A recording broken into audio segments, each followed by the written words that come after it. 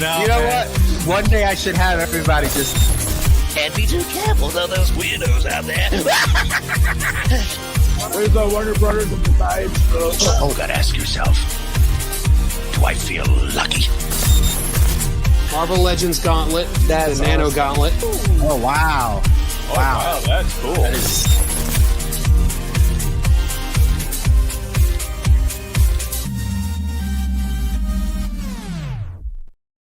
What's up, everybody, and welcome to a Saturday afternoon. I know it's not Friday night's Collectors Assemble Live, but we moved it to Saturday because we have a really exciting show for you guys.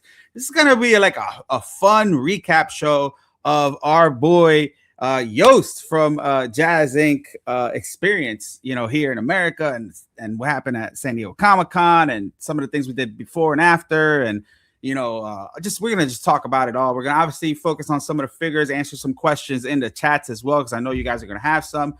But man, if you didn't get to San Diego Comic-Con, I know it's hard to get into it. We're hopefully gonna give you a show where you guys could relive that, through us, like if you were there. And I got receipts.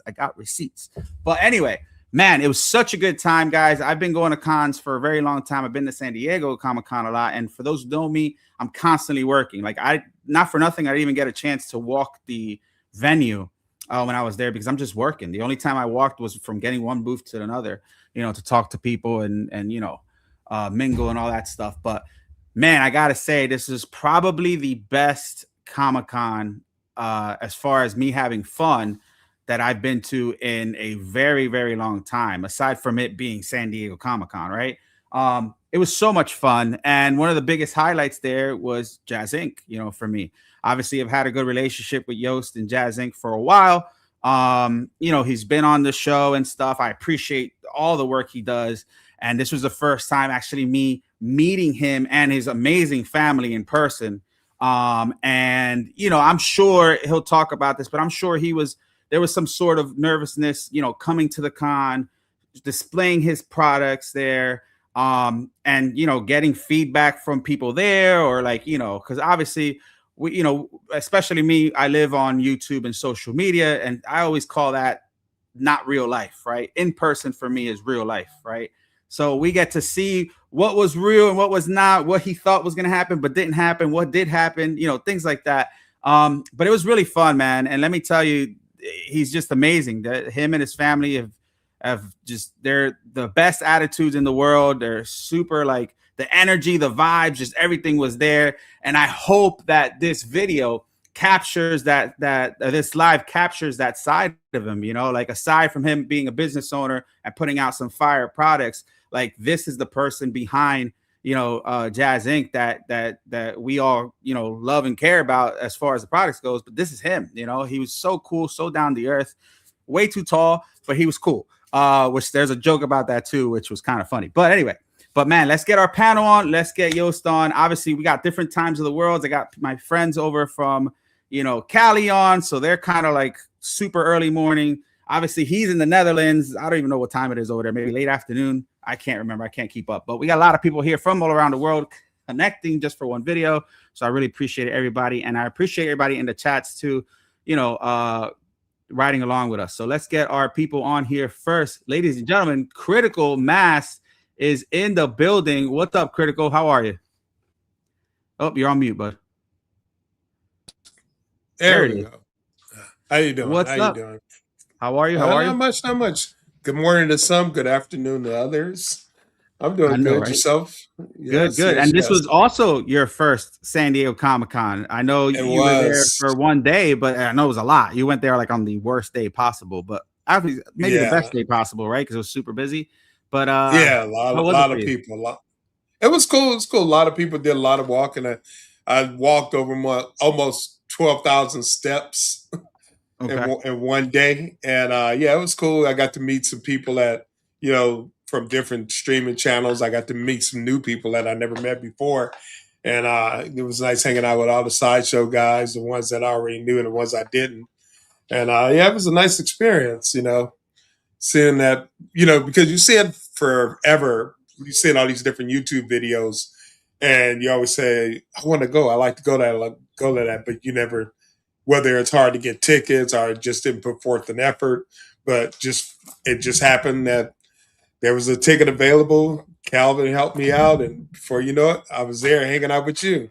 Yeah. It was fun, man. And I'm so happy that you got to come experience it with us too. And I think that's what sideshow. I think that's what San Diego Comic-Con's all about, is just being there with friends and enjoying a good time, right? It's like, for me, that's the people did it for me, So that's true, because I always say it all the time, like it's just like when we go to StatueCon. I mean, the statues are cool. It's cool to see all the stuff in one place and the reveals, but the main thing is the people being able to, because we met each other for the first time at StatueCon last year, and we've been knowing each other on this YouTube for a while, but actually being able to hang out and break bread and talk shit with each other, that's always nice. I know, right? Isn't that crazy? Like, for how many years we've known each other, and then we finally meet like at a certain thing. It's crazy to me, but it just continues on from there, Yeah. So, all right, let's see who else we got. We got Metal Elf in the building. Metal Elf, what's up, brother? How are you? I'm good. Thanks for having me back. Appreciate being here. Nice to have you back. I know you've been busy with all these movie reviews. I know there's all kind of things happening in the movie world that I want to talk about maybe on another video, but yeah, a lot of good stuff. But everything good, my friend? Yeah. Excited to talk about some statues this morning. Let's go. Afternoon for me. All right, let's get our artist extraordinaire. Another one we haven't seen in a while because he's been so busy, ladies and gentlemen. Sean Carlson with his 20th hairdo of the day. This guy changes his hair all the time. What's up, dude? Doing good. Well, thankfully, it always grows back. So, Yeah, it looks good every time, though. It's like, I don't know. It's like your every number in the catalog when you go get a haircut. Do you want number 1, number 3, number 6, number 8? And eventually, it's like Pokemon. I'm going to collect them all. Thank you. Yeah, good to be back. It's been a while. 6 weeks, I want to say, maybe even 2 months. It's been a while. Good to be here, guys. Miss you. Yeah, and we saw your comic book at San Diego Comic-Con. I was like, look, this is Sean's stuff. I was so excited. I'm so excited to see a comic. It was never fun. But yeah, congrats on that. If you guys don't know, time there. He did some Invincible variant covers for Unknown Comics. You got to check them out. They're super dope. They're actually really good. So, but yeah, welcome back. Let's see who else we got. We got K-Fet in the building, the ultimate collector. What's up, brother? How are you? Hey, I'm pretty pumped to be here today. I've got to be honest. As long as I've been collecting for Star Wars stuff, to get the opportunity to talk to someone who's actually enhanced my collection over the years is just truly an honor. So I can't wait to bring Jazzinc on here. So I'm pumped about this show. Let's go. And I know this is up your alley because I know you like building stuff and making stuff, and you got like your collection's just on another level. So to get to meet someone who does this as a company, I think this is going to be really fun for you. So appreciate you being on. Let's see who else we got on. We got Philly. Philly's on, who got to be a part of the entourage during San Diego Comic-Con. And we, thankful to him for giving me a place to stay. But man, we had a lot of fun, and he got to meet a lot of people. Philly, welcome. What's up, brother, man? I just got back yesterday from the chiropractor from talking to Joost all week. So I feel a little better, but yeah, because the guy is 7 feet tall. So I'm your neck, right? Yeah, man. Thanks for having me, man. I do agree with you. That was one of the best Comic-Cons I've been in a while, and it was definitely memorable. I'm looking forward to going it over with Joost and talking and going back and checking out the memories we had. So appreciate you inviting me, man. Thanks. Of course. All right, let's see who else we got. We got Low Key Collector in the building. My right-hand man, the guy who's with me through it all. Ladies and gentlemen, Calvin is in the building. What's up, brother? How are you? What's up, everybody? Good.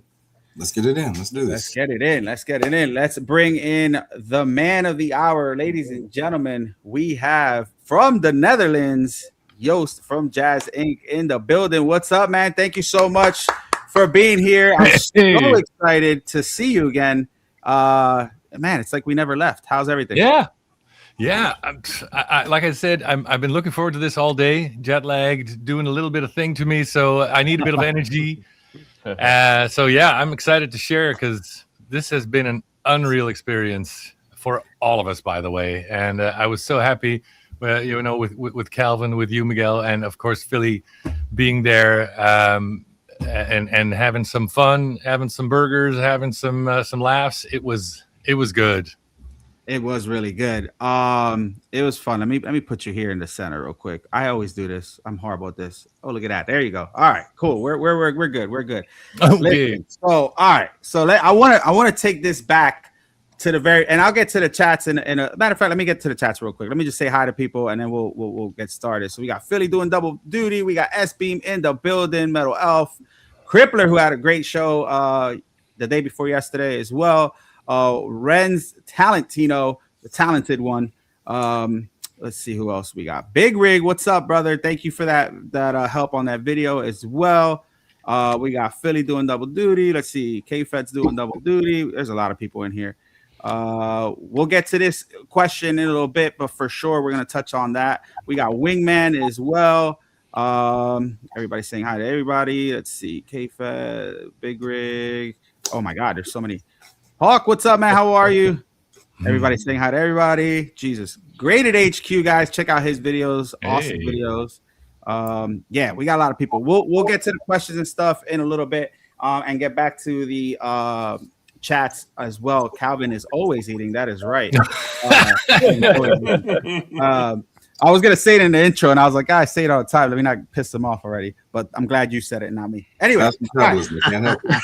I haven't been on in almost 2 months. It's good to see some things haven't changed. Yeah, right. Nothing else. Listen, so I want to start from the beginning, right? So I want to know how it kind of all started. So, like, at what point did you know you were going to go to San Diego Comic-Con, or that opportunity arose? And then getting like the family ready, right? Because the whole crew came down. Obviously, you had all kinds of displays there for us, not just the one that we focused on, which was the Knight Rider piece, but you had a lot of other pieces there. You know, what was the like anxiety behind that? You know, it's your first time coming out here to America. The flight isn't short, and then getting to San Diego Comic-Con. I know when you walked in that building, you're just like, it's like a beast of a building. You're just like, oh man, this is gonna be crazy. Like, just walk me through those beginning steps, like of how it started and you kind of getting there, and like the feelings that you had, and then what were your like thoughts on, all right, this is either going to go really, really good or really, really bad, or, you know, I hope this works, I hope this doesn't mess up. Talk us through that. Right. So it was actually funny. There was one of the YouTubers, I forget his name, who came to the booth. He said, remember when we talked 6 months ago and you said you'd never be able to do a Comic-Con? And I'm like, you know, that's right. Because it was less than 6 months from the idea. So what really triggered everything was our corporation with Factory Entertainment, right? So we got to do Kit. We've been talking about doing some more stuff. We'll have some announcements about that later in the stream.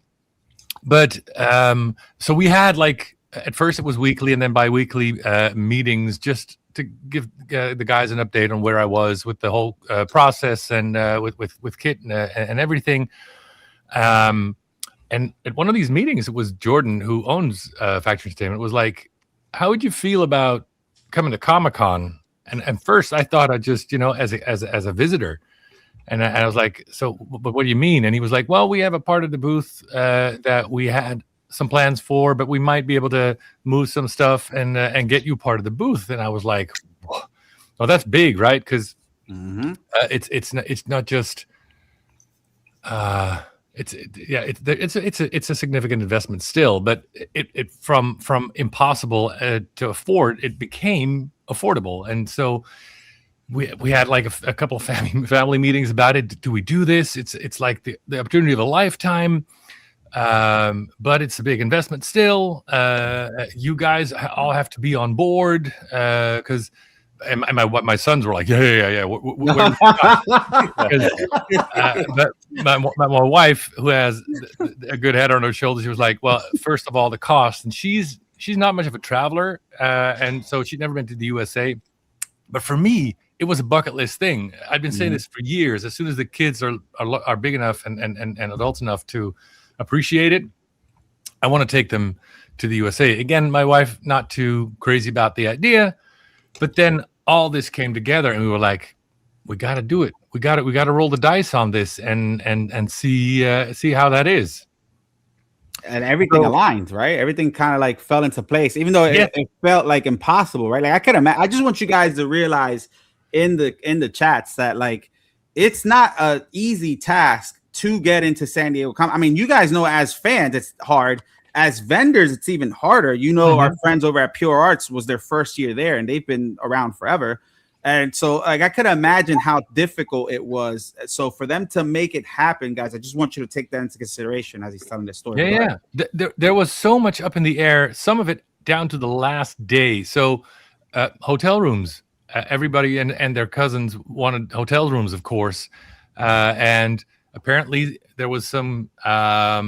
That's right. There she is. That's my wife. By the way, I feel like she had the most fun, but okay, go ahead. I'll tell you about that later. So, and then it becomes more special. So anyway, the hotel rooms and everything, it had gone over to some new party, whereas the previous 20 years, Jordan had been working with one guy. Let's do some more. And I'm sorry. No, go ahead. So it was like up until a month or 3 weeks before the event. So I think the talk started in March, and it wasn't until 3 weeks before the event that we knew we had a hotel room. Then, of course, we were like, well, what are we going to show, right? So we had some stuff in the works, like Kit, but Kit was only fully scanned end of March, and you know how much time it takes to go from drawing that to getting that into a prototype. So for Kit, the prototype had to be redone twice because of structural things you run into when you do this stuff and normally work it out in front. That's why it takes all this time, but we didn't have the time. So we just went into it and they're like, oh, okay, yeah, that doesn't work. So the prototype, guys, it arrived the Tuesday before the show. So the same day that we did, it came to the hotel, and up until that Tuesday evening, I wasn't sure if I'd had a kit. I hadn't even opened the box on Tuesday because it was so late. So I didn't even know if it arrived safely. So that was the kind of margin.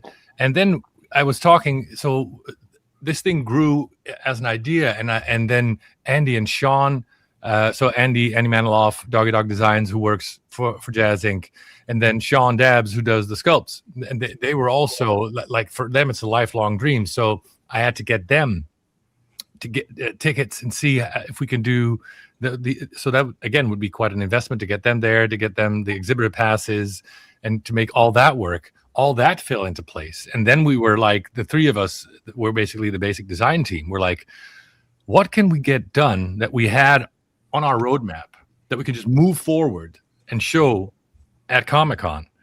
And so that's when we started hitting the gas full throttle. Like, we needed to get Trinity done. We needed to get Agent Smith done. We needed to get Batgirl done. We needed to get Poison Ivy done. We needed to get the Bat Vault done.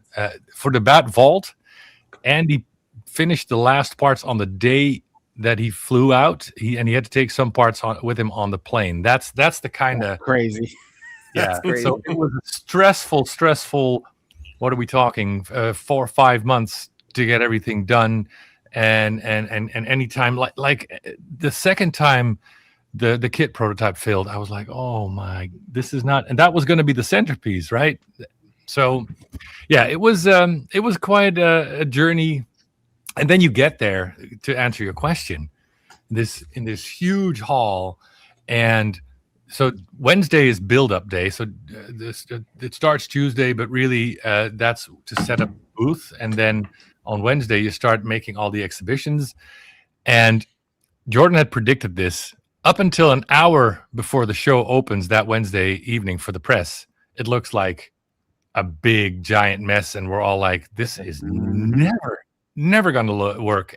But then everything just pulls together. And it was just not just our booth, all the booths.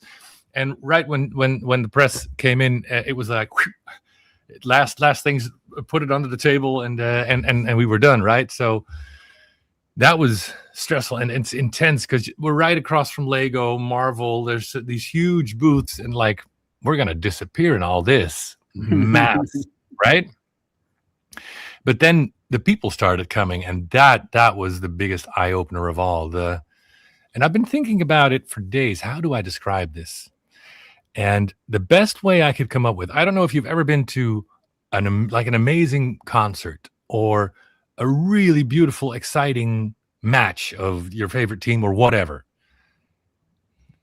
I don't know if you've ever experienced this, but then there's this group of people coming together, and there's this big energy that's bigger than you normally have with just a small crowd of people, and especially when everybody's like at the I don't know how to explain it, but we're all like in the same zone, wanting the same thing, like passionate about the topic, passionate about our hobby. And it's like that energy, but only positive. Like it was so much love and excitement. And yeah, there's a saying in Dutch, and it translates roughly to, there's not a pen in the world that could describe how it was for us and how it made us feel, and how, that. That's awesome. That's awesome. You just gave me goosebumps. Cool. Listen, and I completely agree. And I think that's what did the experience for me. I know I talked about it a little bit when I opened the show up, but it's just the vibes were there, and the adrenaline high was there too. It was like an adrenaline high, and I think you nailed it when you said like a concert, or like when your favorite team wins. You got people around you don't know high-fiving you and stuff, and like everybody's on the same page. Like it's just like this huge feeling as a whole, not by yourself, that you get. And it was just so freaking like fun and good, and everybody was in good spirits. And this is after how tired everybody was. And listen, I'm there before it opens, so I see the mess. You see forklifts everywhere. You see the page on the announcement, guys, you got 5 minutes, clean your shit up. Like it's just everybody's running back and forth to get the con open, because when that door opens, people run. There's no like, hey, walk and stuff. Everybody's running. It's crazy. But the experience we had just there, and then for me, like I obviously knew he was going to be there. I'm partners with Factory Entertainment, myself, and on the show, so obviously we had to go visit him. And when we saw each other, he obviously knew who I was. I knew who he was. Big hug, and I was like, "God damn, you're tall." And then before him, I met his sons, and I'm like, "You're definitely related to him. You're no DNA test needed." They're super tall. Everybody's tall. So. But it was just everybody, and it was as a fan, me as a fan and as a viewer, right?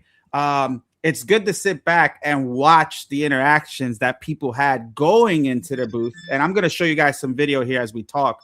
And I sat down for a minute, and I need to do this more. I don't do this often, but I kind of took a break from life for 5 minutes, took a step back, and just watched the smile on Joost's face as he watches the smile on fans' faces as they came in. It's like, yo, that is the coolest thing. And there's people obviously who knew what the product was, and then there's people who didn't know what the product was. And now he got new fan base of, wow, this is dope. How do you get this? And then like everyone was on board and speaking about the products, and everybody was interested.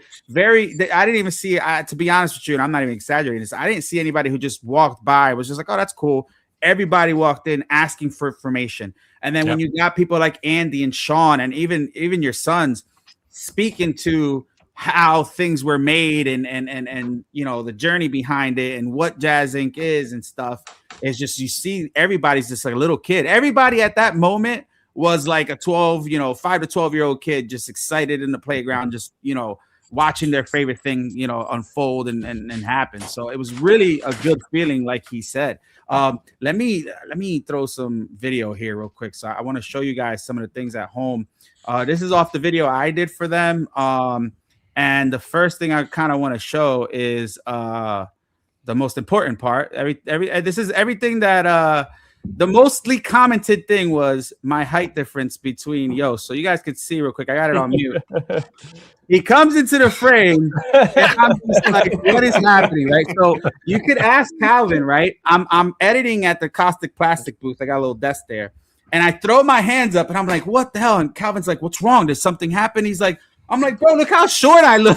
Like, there was nothing wrong with the video. I was just like thrown back when he walked into the frame. I was like, you didn't, like, we could have propped this or something. You didn't tell me I looked that short. He started cracking up, but he is very, very tall.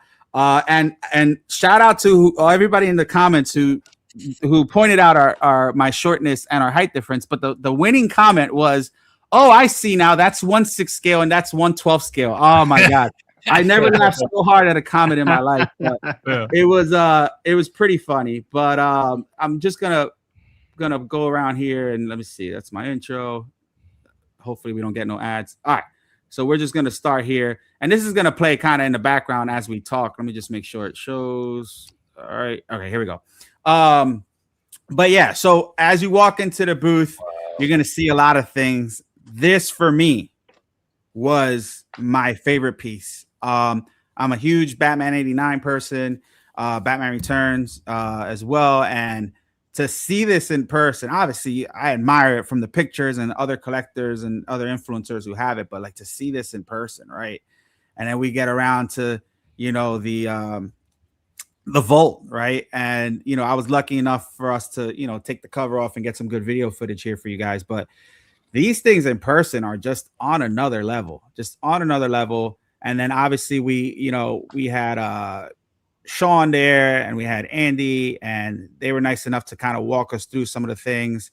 And then obviously the figures that, you know, Joost just spoke about. But Joost, talk about the setup of the booth and how it was, because it wasn't a big space, but it worked out. It was weird. It's like everything where it was at kind of worked out, you know. So, but talk to us about the space you had with Factory Entertainment.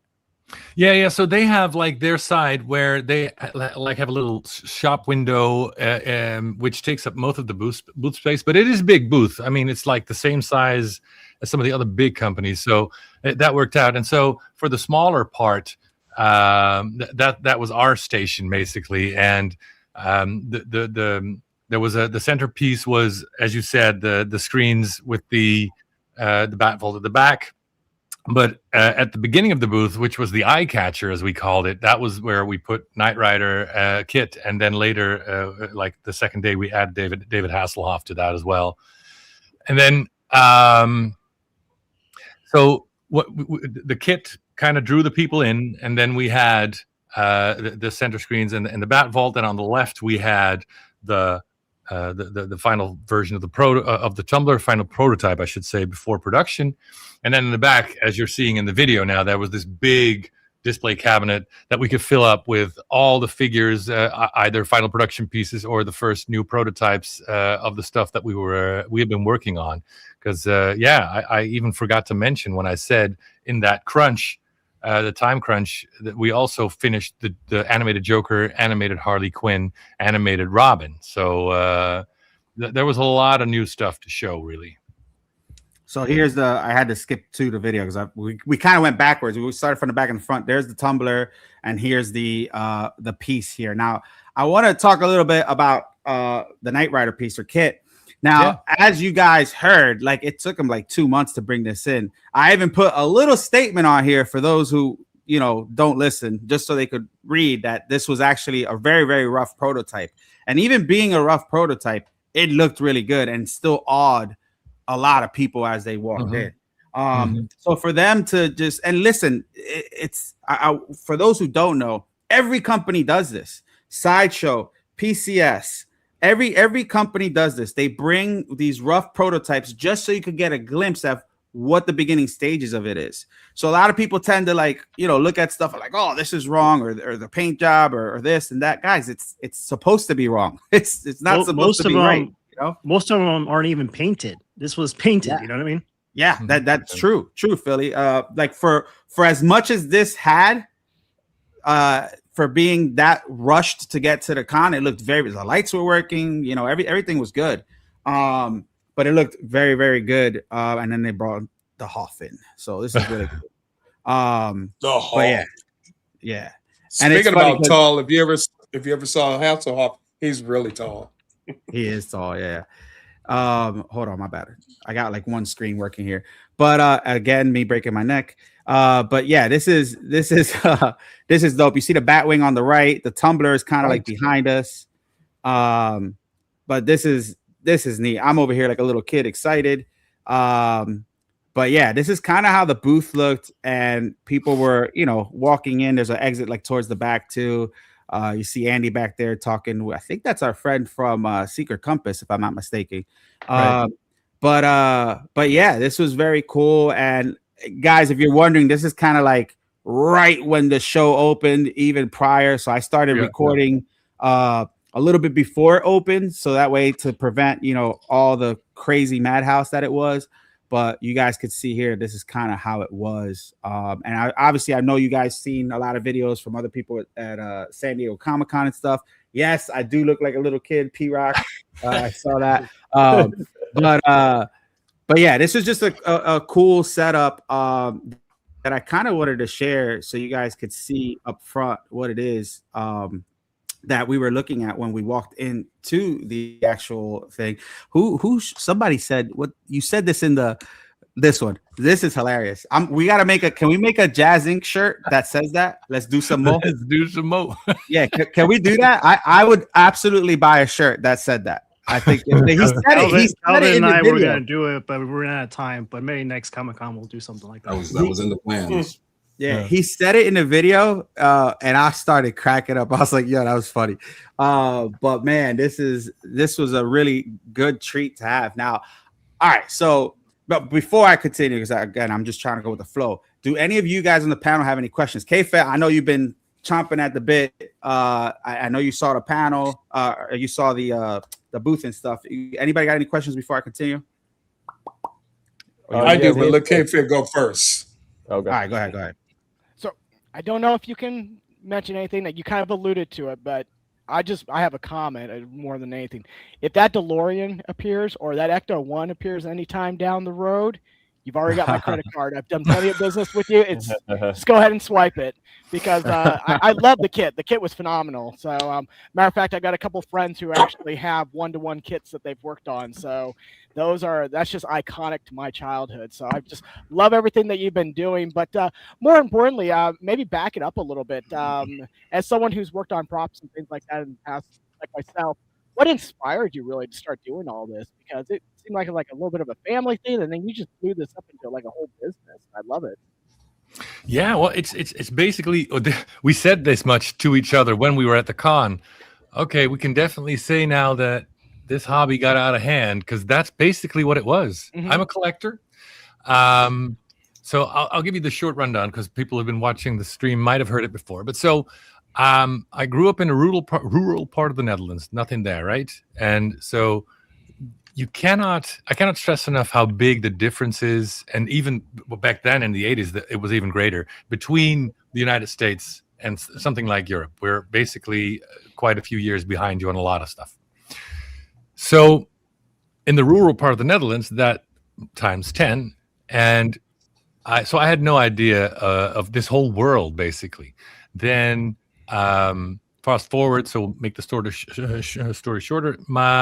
There was a YouTube suggestion somewhere in 2013 where IGN did a booth tour of Sideshow at San Diego Comic-Con, and they showed these collectibles like premium format. I remember Dark Rider of Mordor premium format, Sauron. I saw 6-scale figures, and I'm like, dude, this is a thing. You can buy this. And in my mind, Kenner action figures, Star Wars action figures, that's where I am at, right? In my mind. And then you see this. So my mind was so blown. So I get this stuff in the house. And so I went back and forth a bit between premium format because that's big impact and dynamic poses and dramatic stuff, and 6-scale figures, which then allows you to put in more and you can do your own stuff. So I ended up 6-scale collecting, but it never looked as cool as the pictures, right? And I quickly learned posing is a very important thing. Futzing is a very important thing. Lighting is a very important thing. But then the environment is also a very important thing. So I started making dioramas just basically to have a display that could look as cool as the product pictures. It's actually this one is the first one. Nice. The Death Star? Sorry? Is it the Death Star you're pointing to right there? Yeah. That's the ultimate Death Star, right? Yeah. So this one. Yep. And so I could fit about 8 of my Hot Toys figures in there. There were a few Sideshow back then because Hot Toys really was new to the Star Wars game at that point. And then I saw, that's just off screen. That's too bad. But they showed a picture when they did the New Hope stuff. They had a Tantive 4 entryway with blasted open Darth Vader coming in. So I built that, but that's just off screen right there. Anyway, and so I just started building that for myself. And social media was in its infancy, and I was on forums a lot, which was the Sideshow Freaks forum back then. And that's when people started asking, could you make it for me? And a long time I was like, yeah, I have a family, I have another job. And around that time, my dad retired, and he was like, I'm bored. Maybe you can teach me some of that stuff. And so we literally started in the garage, where during the daytime, when I was at my day job, I taught him how to airbrush, I taught him how to solder, and we started making like building kits for that same diorama. And then we asked the community, what else do you want? So we did the Tantive 4 entryway, we did the Tantive 4 service corridor, we did Falcon, we did the I'm Your Father Bespin diorama, and that's how it got bigger and bigger. And eventually I came on Warner Brothers radar and managed to get a license, and then we started to do Batmobiles, and now we're here. That's the short and long of it. It's what we call living the dream around here. So pretty close, yeah. Very cool. Critical, you had a question. What's up? Oh, just real quick, and I know Sean had something he wanted to ask. I'm curious, is there any thoughts of a speed racer in that scale, the Mach 5? Yes, definitely. For me, it's only a matter of time. But funny story, one of the fans that came to us in the booth said he was a producer on, and it wasn't clear if it was an old Mach 5 or an upcoming Speed Racer kind of movie. And he came to me and he said, have you ever thought about doing a 6-scale Mach 5? And I'm like, yes, many, many times. Trying to get the licensing is difficult because it's split up. And he said, we'll be in touch. So hey, let's go. Very fresh. My dream is going to come true. That is awesome, dude. Yes. That would be good. Well, let me clear up a space right here. We're probably talking two years, I'm sure. Yeah. From the start to saying, okay, the license is here and the building. So I got time. Right over there. Yeah. I want to do one. I want to do one as soon as the licensing thing clears up. That's the only thing stopping me, and I think that is just a matter of time. Because, well, we can get into this later, but the amount of people that gave me their business card when we were there, and of course, Miguel really helped me introduce to a lot of people as well. So the network really grew. That was another thing from Comiccon. I wasn't expecting. But yeah, like I said, the amount of people that we met there, from John Rhys Davis to the producer of Mach 5 to so many other people, will probably allow me to do this thing at one point or another. Let's go, and we'll touch on networking a little later in the show because there was a lot of it. But that's freaking crazy. I have stories like that, right? You never and not for nothing, guys. That's the work speaks for itself. When you got people coming up to their booth and casually just being like, "Oh, did you do this? This is really nice," and then end up being somebody who you don't know it is, and they're like giving you the props. That's what makes this all worthwhile, and that's what makes Jazzinc who they are, guys. So just if you guys ever ask yourself, what is the difference between Jazzinc and other companies? That for me, that's what it is right there. So just shouting that out real quick. Saun, did you have a question or no? Somebody said it. Everybody else had a question. Sean. Yeah. I was just curious because, and this is a little, behind the curtains kind of stuff, but managing all of the power and electricity for your display and your setup and all that, what was that like? Because at San Diego, yeah. Oh. Because as I've never done San Diego, but having done New York, I know that's and I have a very low scale, low level kind of thing for your display and all the electric that you need. What was it like setting that up? Because that must have been intense.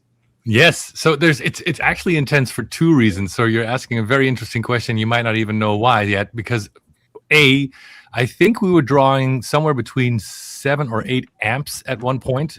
So if you're into electronics at all, you'll know that's a shit ton of amps.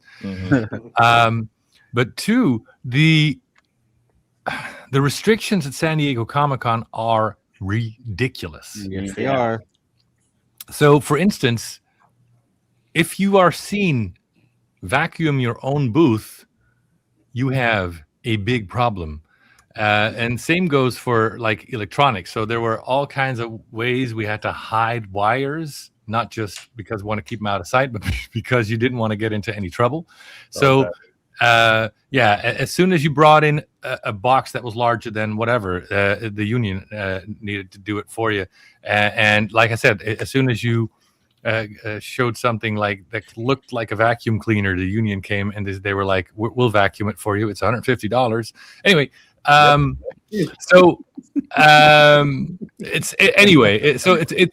was crazy. So not only did we have to manage all that power, like I said, 8 amps at some point in the peak, that's ridiculous, right?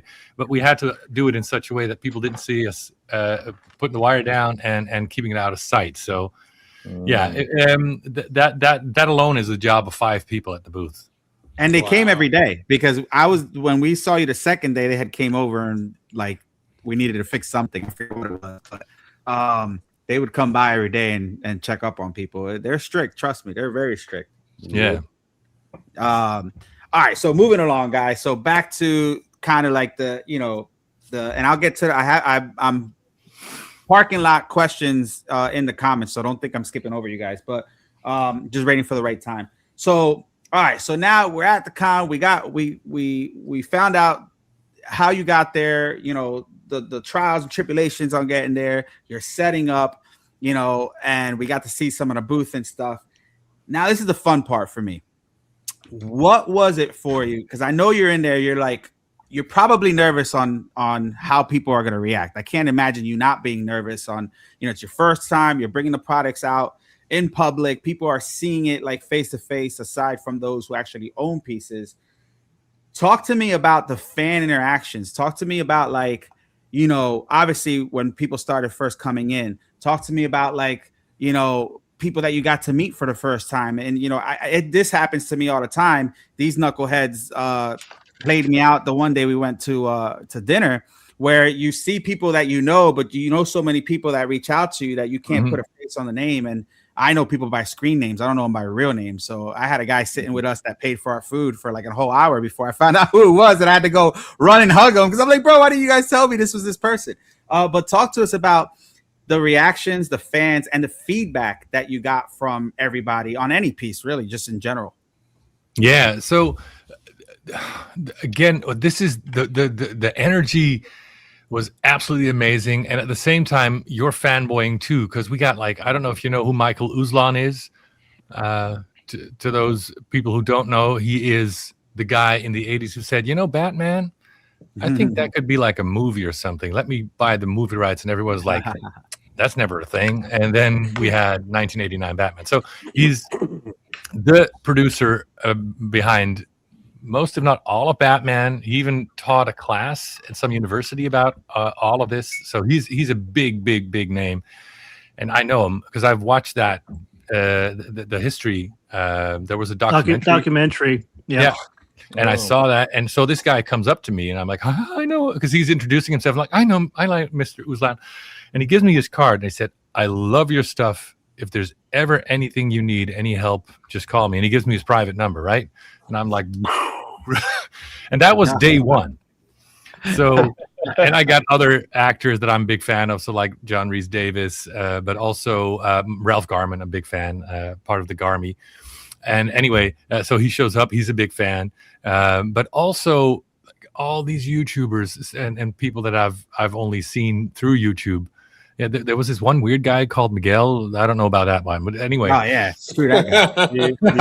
Screw that guy. He is clear with him. No, but and the thing is, the other thing that I noticed is, so when you're a creator, and many of you will relate, you're always sensitive to the critical sounds about your creations, right? and it's impossible to please everyone, even though I keep trying, and some people get angry at me for keep trying and keep whatever doing that. But then to talk to these people, and many of them had never seen our stuff, and they were like, I didn't know this kind of stuff existed, and it's just so beautiful. And so there was just all this positivity and not a negative comment in sight. And it really brought home what you see is like the negative Nellies. There are only a very few, but they get very loud, and they make it so much bigger than it really is. And then you get all this love. And I've talked to thousands of people in those 5 days, right? And to hear all their exciting stories and excitement over the products, it was just a way to reload the creative battery and just the energy, and to get an idea of, because we're over here in the Netherlands, and then meeting the people who buy your stuff and sharing in their excitement, it makes it much more real, and it's just that was an amazing experience. That was the best part of all, because to drive the point home, I had scheduled a lot of meetings. I also wanted a little bit of family time, so I'd already said in all live streams I'm going to be there at the press evening at Wednesday, and then I'm going to be there all day Saturday. Turns out, not just me, but the whole family, we were there every day except the day that we had to go to Los Angeles. We were there, and we were like, we can't go anywhere. These people came for us. They're all excited. It's even my wife. She was there from early morning till late in the evening, and she doesn't have all the references. She hasn't seen all the movies. She has trouble keeping all the figures and movies apart still, but she was loving it. Not she was just a trooper, man. She was a trooper. Yeah, but she was like, we had to go to LA on Sunday for that meeting with Warner Brothers, and she was sad, man. She was like, oh, and that is saying a lot. So imagine your average woman who's not into this world, and then coming with you to Comic-Con, and she's an amazing person and very supportive. So, but even then, to have this and this experience, and to meet our fans, and people wanted to take selfies with her, and and giving and talking to everyone, she just didn't want to leave the booth, man. That there's no bigger testament to how wonderful it was and the energy there than to know that my wife and both my sons were there every day, all day. Yeah, even when you weren't supposed to be there, like I saw you there. Like you guys couldn't leave the booth. That's right. I moved some meetings. I scratched some plans. We were there. Yeah, and it was fun. And not for nothing, again, shout out to the family, because they were in high spirits. They were fun. They were funny. And like the vibes was there. Like it was crazy. Like, we were laughing, making fun of stuff, and like it was just like we always knew each other for the longest, but we actually just met in person. So it was just really cool. And real quick, I just want to say, is this Brandon? Shout out to Brandon, man. I know I didn't get a chance to say thank you to you, but this guy's always with a camera. He's always, helping us take pictures and stuff when, the few times that I needed him. And so I want to appreciate that. Really, really, really thank you for that. Wouldn't want to miss any of it. There you go.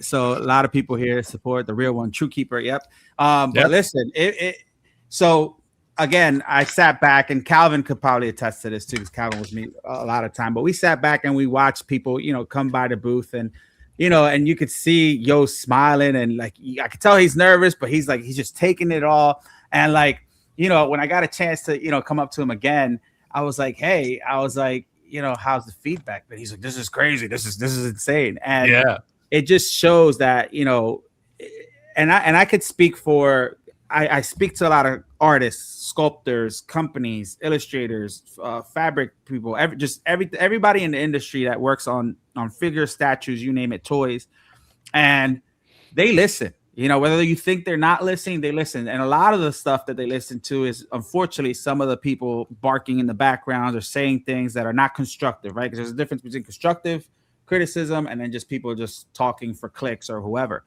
But he got to see the real life. He got to see the real thing in front, and thousands of people are coming by, whether they knew the product or not. And just, it was good to see him being appreciative at the real life level, and in person. And, you know, like I said, we took a step back and just watched kind of things happen. And, you know, I was so happy to finally, for him to experience. And I know he's appreciated, you know, and I don't want to speak for you, but I know you've appreciated everybody already. But on that level, seeing it in person and seeing what was real and real life reactions and people, even not for nothing, even some people who maybe had their doubts were there and saw some of the things and were like, yo, you know what?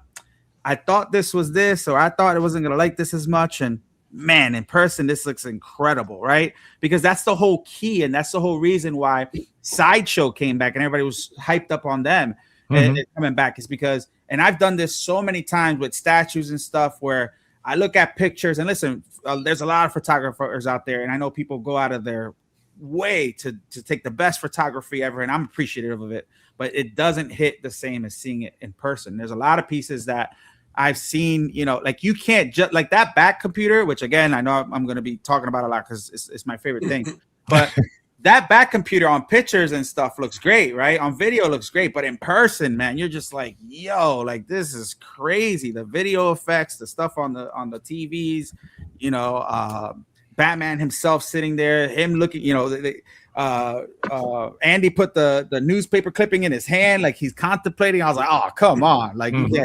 Like it's funny because his son, one of your sons was like, "Oh, do you want to go see it?" I'm like, "No." He's like, "What?" I'm like, "No, I don't want to go see it because I'm gonna like this is like it's like I don't know, it's like a double-edged sword. Like I want to see it, but I don't because I know I'm gonna really like it." And I'm just like, but it's really fun to see people go in there and just appreciate things, you know, and seeing it in its, you know, natural form right in front of you. And the other thing that I've talked about to everybody, and everybody probably wants to throw sticks at me, but I always say emotional attachment, right? And what I mean by that, and this is what I think, this is where I think companies are lacking, right?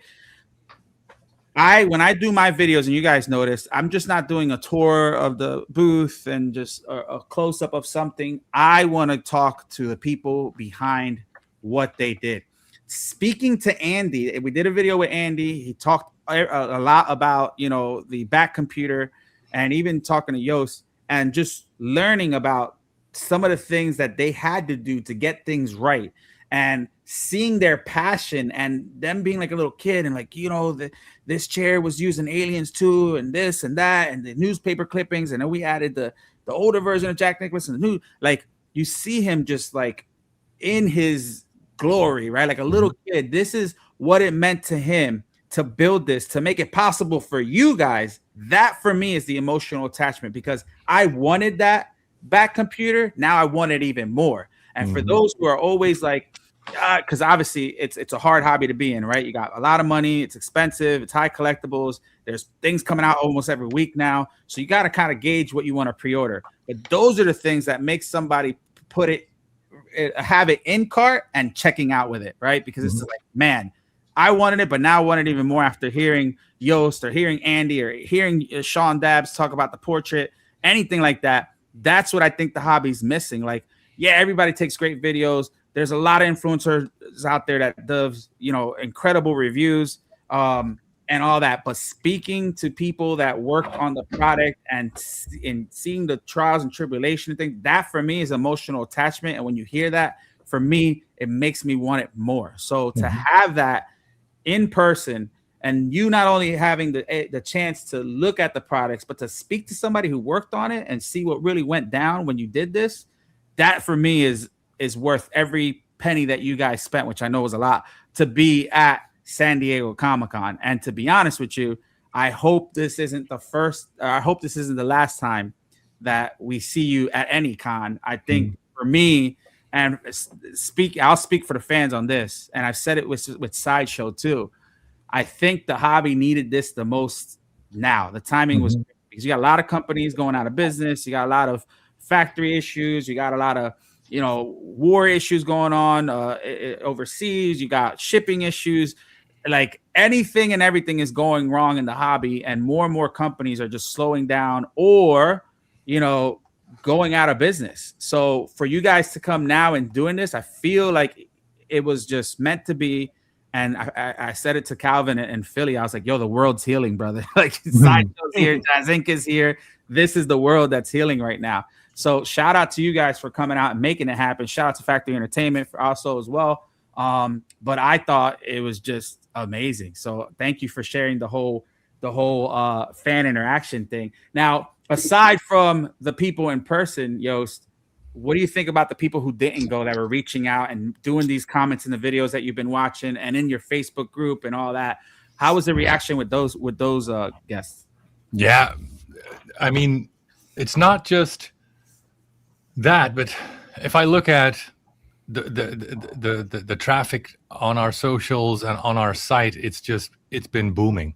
Yeah, I mean, just in terms of, I guess many people needed to see it and hear that it's good, because it's like 4x for us since the start of the con. So that's absolutely amazing.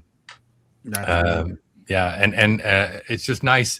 We, especially because you mentioned the comments, the thing, and I think I might have mentioned this at the con, but we saw the videos that the YouTubers put out of the booth, like yours and Justin and Will and Mad Hatter, and there wasn't a negative comment on there, at least that those days that I watched on any of the videos, and like on the internet, not a single negative comment. That was healing for me too, right? So yeah, that was great. That was like the cherry on top. Yeah, we're all just a bunch of geeks. And you have a lot of people in the comments right now. Going to the con was a good decision.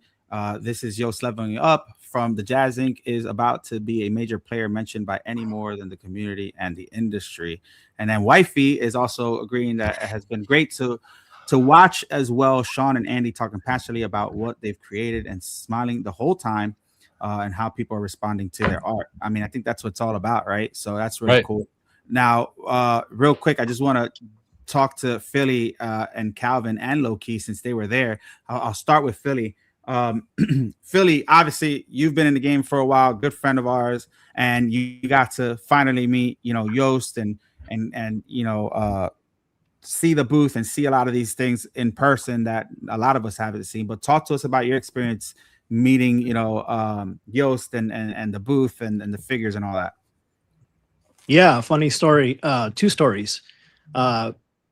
I've been a customer of Jazzinc since the original BVS Batmobile, and Justin's collection kind of got me in there. So I was the original backer for that, and haven't looked back since. I've actually have everything he's sold through Batman. I've owned it. Obviously, you can tell in the background. But it's funny. I've always told Joost, if you were to come to San Diego Comic-Con, I guarantee you will kill it. I said, if people walk by and they see a 1/6 scale Batwing, they're going to turn around and they're going to go straight to your booth.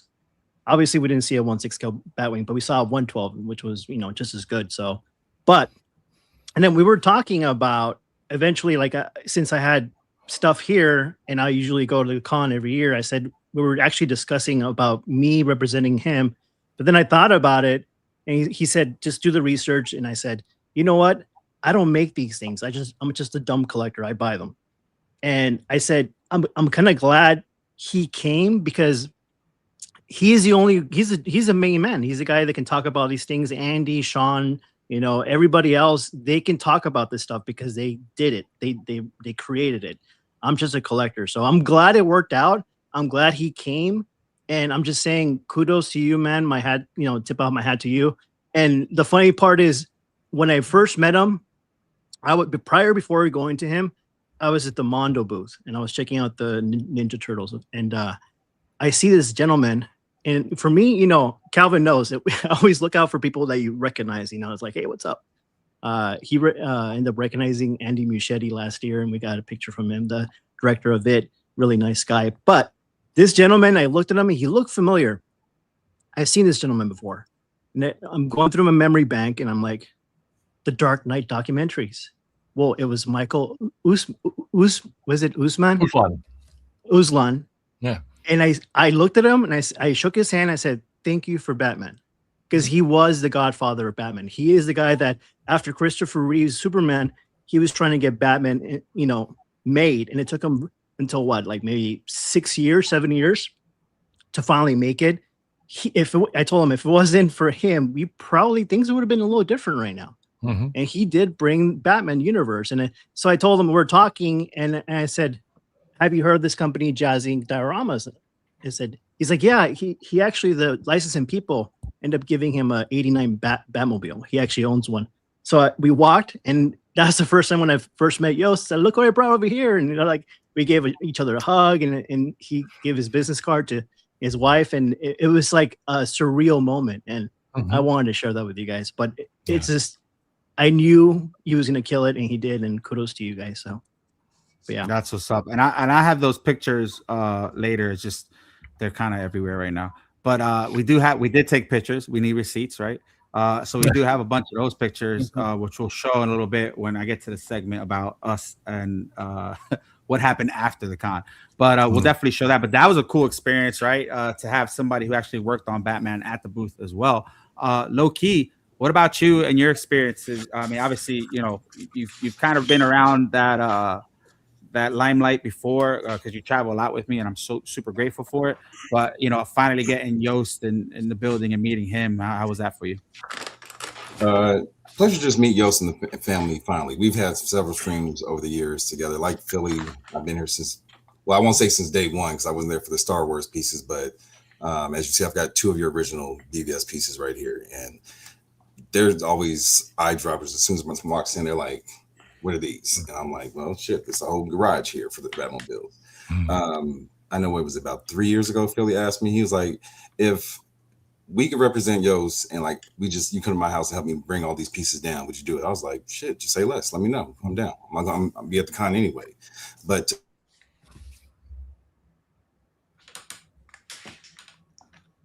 you muted. You muted himself? Oh, you muted yourself. Yeah, my finger just hit it.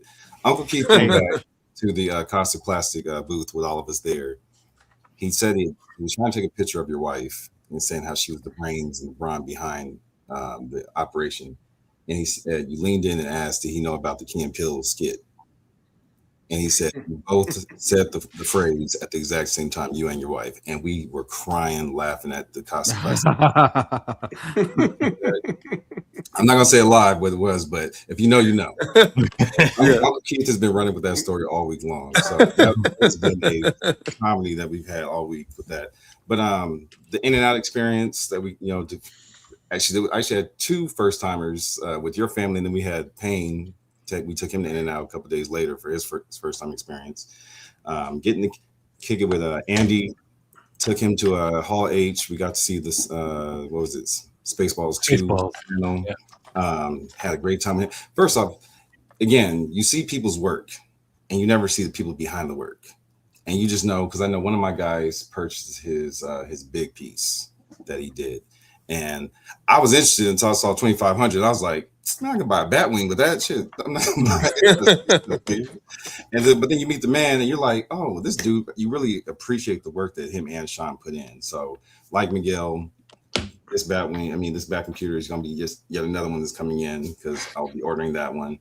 I'm actively trying to get rid of this Hot Toys tumbler, because that big boy is really coming in here to take this slot, because I'm sick of this shrimp being in here with the rest of the other pieces.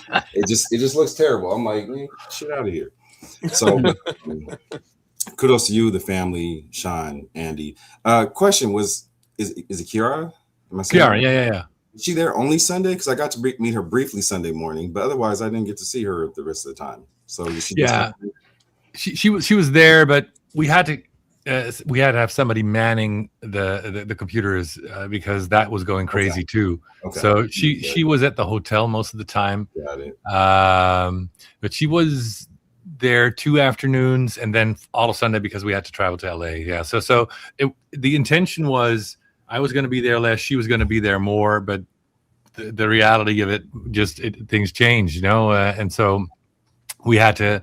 Well, she had to step up and do all the mails and all the social media, all the questions, and we got to stay at the booth more. So yeah, that was what's up. I was pleasantly surprised of how much we got to see, because I knew we were supposed to have you Wednesday and Saturday, and being that you and Sideshow were like in the center of the booth of the con, because you know Miguel's way at the one end, Casa Plastic at 300, then Artist Alley's at 5,300 on the other end, so you're constantly doing this crisscross, and then you're trying to bounce around. I got my steps. Yeah. And so, but anytime you went past, I always had to stop either by your booth or Sideshow, depending on if I was on this end of the con or on the lower end near the lobby. So I had a great experience meeting you guys. So that's awesome. Me too. Here we have, it says, I don't have a Jazzinc piece yet, but will change soon if these fellas stamp it on my eyes. I love it. That's awesome. Can we just do a quick shout out to Sideshow and Hot Toys, though? I mean, yes, that booth, that was beautiful. The booth is beautiful. I just told you, Sideshow is the reason I'm even in the hobby, let alone the business. And I was talking to the people at Warner Brothers that Monday and Tuesday, and they see it too, and I said it too. Hot Toys is the one that legitimized the 6-scale space for real. Made it what it is. So shout out to those companies. And it was nice because one of the people came by, or several of the people came by, worked at Sideshow. It turns out they know us. They're fans. I talked to Mike, who heads up the whole quarter scale and 6-scale stuff. We got to talk shop. And because then you get really into the nitty gritty. I mean, talking about how do you do this? Because we developed our own custom body, not only for Catwoman, but then that's going to help us for all future figures, especially female. So we wanted to know everything about how we did this, how we done that, and because there's some proprietary stuff in there anyway. But the fact that somebody that high up at Sideshow not only knows us, but wants to talk shop with us, and then is actively rooting for you, because that was the other thing. I've talked to a whole bunch of people in the industry, from Caustic, Plastic, of course the guys from Factory Entertainment, the people from Sideshow. I was approached by Weta as well. Turns out they know us. They're yeah. That's another question I have for you in a minute. But the people who they all know you, and they're rooting for you to be successful, even though technically they're competition.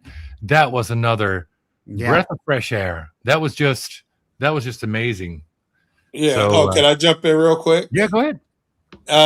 That's one thing that I really loved, because as I was walking through and I was recording, getting content, and I saw you and Daniel Bell talking, and I'm like, as far as Miguel was saying, when you want to step back for a moment and take yourself out of it and just take it all in. And I was like, look at these two, and I'm going to say titans of the industry, because I mean, where you are now, I could just imagine where you're going to be 5 years from now. And, you know, you speak with Daniel Bell and where he's come from and how he's made his ways up in the ranks. And it was just nice seeing you guys together. And it was a beautiful thing. And I'm like, oh, man, this is awesome. Mm-hmm. Critical. You know those pamphlets they had at the booth? I snatched a few, and I just got to get Joost to sign them. They're gonna be collectibles in about 5 years. Yeah, I got one in my backpack. I haven't cleared my backpack out. Yeah, so you're right. Yeah, it's funny because I was running back and forth, and when I was at the Sideshow booth, I was talking to a couple of them, and they're like, what video did you do today? I was like, I'm with Jazzinc. They're like, they're here. I was like, yeah. And then we got Danny at the booth, and we got a couple other people at the booth. But it was just fun. So let's jump into that. Talk to us about the people that you met that you didn't think you were going to meet. Obviously, you mentioned a couple companies came by to see, and we'll talk about some of the things that we did after in a little bit. But talk to us about the companies that came by, artists, celebrities, anybody who you might have, not known that kind of walked in on you guys and was a surprise to you. Yeah, well, I mentioned a couple of them, so no need to repeat that. But yeah, and so for me, the biggest fun was actually the people at Weta. I mean, I've been big fans of their company and the stuff they do for a long time. I mean, I don't know if you've ever seen that they make the swords. They're the master swordsmith that made the real hero swords. You can actually order one from them.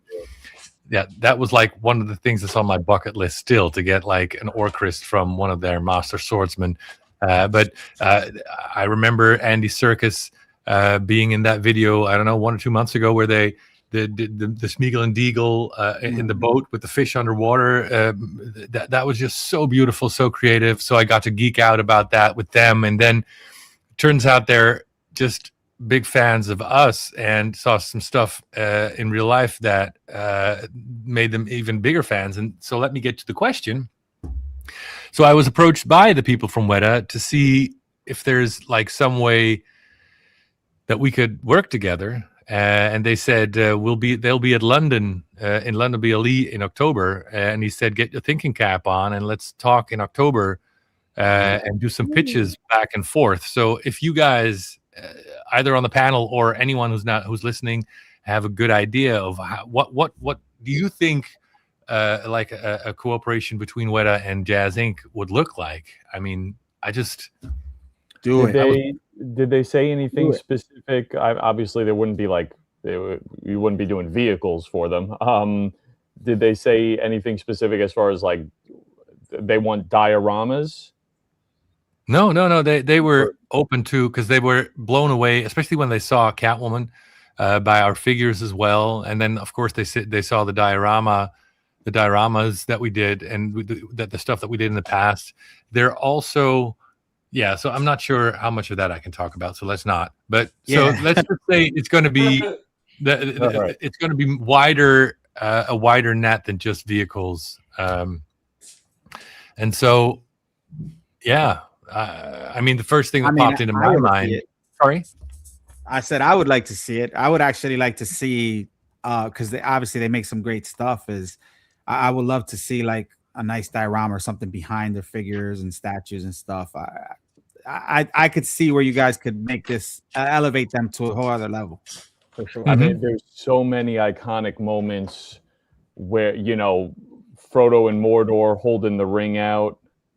In Mount Doom, the cutting off the moment Isildur cuts off Sauron's fingers with the ring.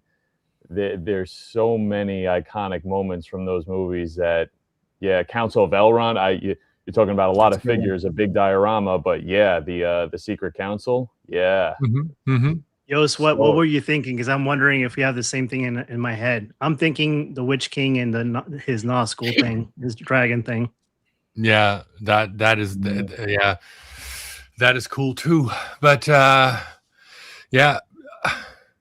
there's just I keep going back to what are we about? We're about complementing and completing the collection. So that's the only thing where I think we should stay true to that and just think what's not been made. What have people been clamoring for that just wouldn't work on a large scale for a big company? You know? Hey, I think you guys would do that. Complete a lot of things that because I know for a fact they have a lot of things that they envisioned that they just couldn't do. And I think with bringing you guys on, if there's ever a collaboration, I think that'll definitely happen. I mean, you guys are that'd be a crazy crossover if it happens. So I wish you guys nothing but the best, and I'm sure you'll update us on that. I'm gonna see them. I'm gonna meet with them and see them at StatueCon next week. So we'll see, some of the guys there. But I think that'll be freaking awesome. Aside from them, who else did you meet at the booth?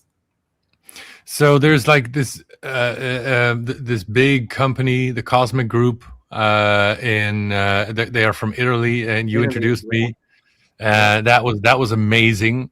Turns out there's a Comic-Con that, in terms of visitors, is bigger than San Diego, like 300,000 visitors, and it's in an old Italian castle somewhere in Tuscany, and I'm like, I'd love to go there. Yeah. So, me too. Yeah. So that was fun. I loved Philly got me in to the InArt event. I got to meet Ivan and the guys from who run InArts and got to talk to them.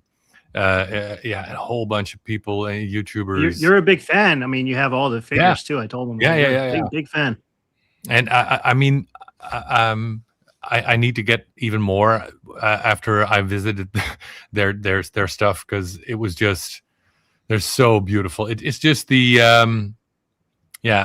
there's something really there's some finesse to their faces and their figures. So yeah, look at that. That's crazy, right? Yeah. Wow. So they're the second biggest comic convention in the world, period. And Oh my God. the way they're so just so you guys know, it's a fortress. It's a literal castle, and it's like the walls. So it's a city within a city, but it's in a castle. So you see the walls of the castle and the little cities inside of it, and the con is like on the streets, and it's like if you've been to San Diego Comic-Con, it's probably 4 or 5 times bigger than that, and that's how crowded it gets. I can tell. Yeah. So you couldn't move in that crowd. No, and I'm not a fan of that, but I definitely want to go and experience it. And you could ask Calvin. They've been talking to me about this since 2 years ago, and this year they really like kept like, oh, you gotta go. But it's huge. It's freaking huge. So but yeah, Google it, guys. Google it. Yeah, and so that was crazy, and you know, the meeting the people from Plastic, PCS.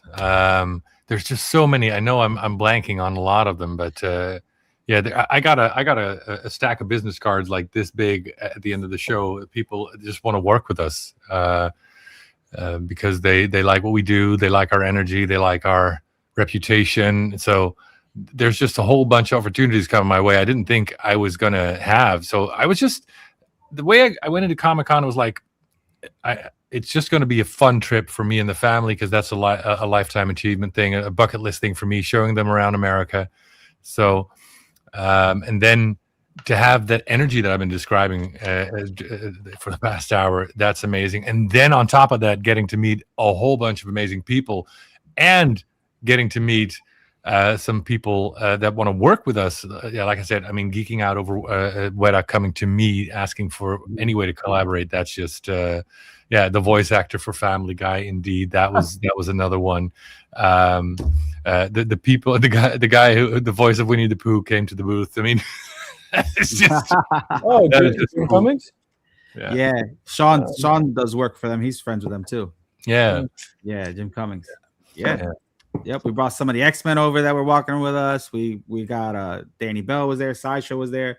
I mean, I only saw a few, and I know there was a lot more, but that was really cool. All right, now that we met everybody, we got, you know, celebrities that went in there, you got companies that went in there, you got networking, right? The networking was really big part of this too. You know, you got to do a lot of things in booth and out of the booth. You actually took a trip to Warner Brothers as well. Is that correct? Yes. Is there anything you want to talk to us that's not going to get you in trouble about it? All right. That's a long drive from San Diego. Yeah. So that's why you had to leave on Sunday. So we took the train to LA on Sunday, and then we got a tour of the Warner Brothers facilities. And before that, I had a meeting with the VP of toys and a colleague of his. So that was pretty amazing. I got that. I mean, I'm sorry, but that is a cool picture. That is a very cool picture. How did you get there? Did they have a shuttle for you, or? No, so yeah, no. I just got an email with a QR code and pass, and then there's so much security because there's so much stuff that everybody's on every level is working on that could leak out. I mean, let's see if I put some pictures aside for you guys to see if I'll just skip all the stuff that I've already been talking about. If you want, share as much as you want. If you hit the share button. So I've just. And so guys, this tour is available to anyone. You can go there and it's in the lot, so you can go in there and check out the studio tour for this. They have the Batmobiles, right, Rayos? Yeah. The replicas, though, mind you, because I was looking at that.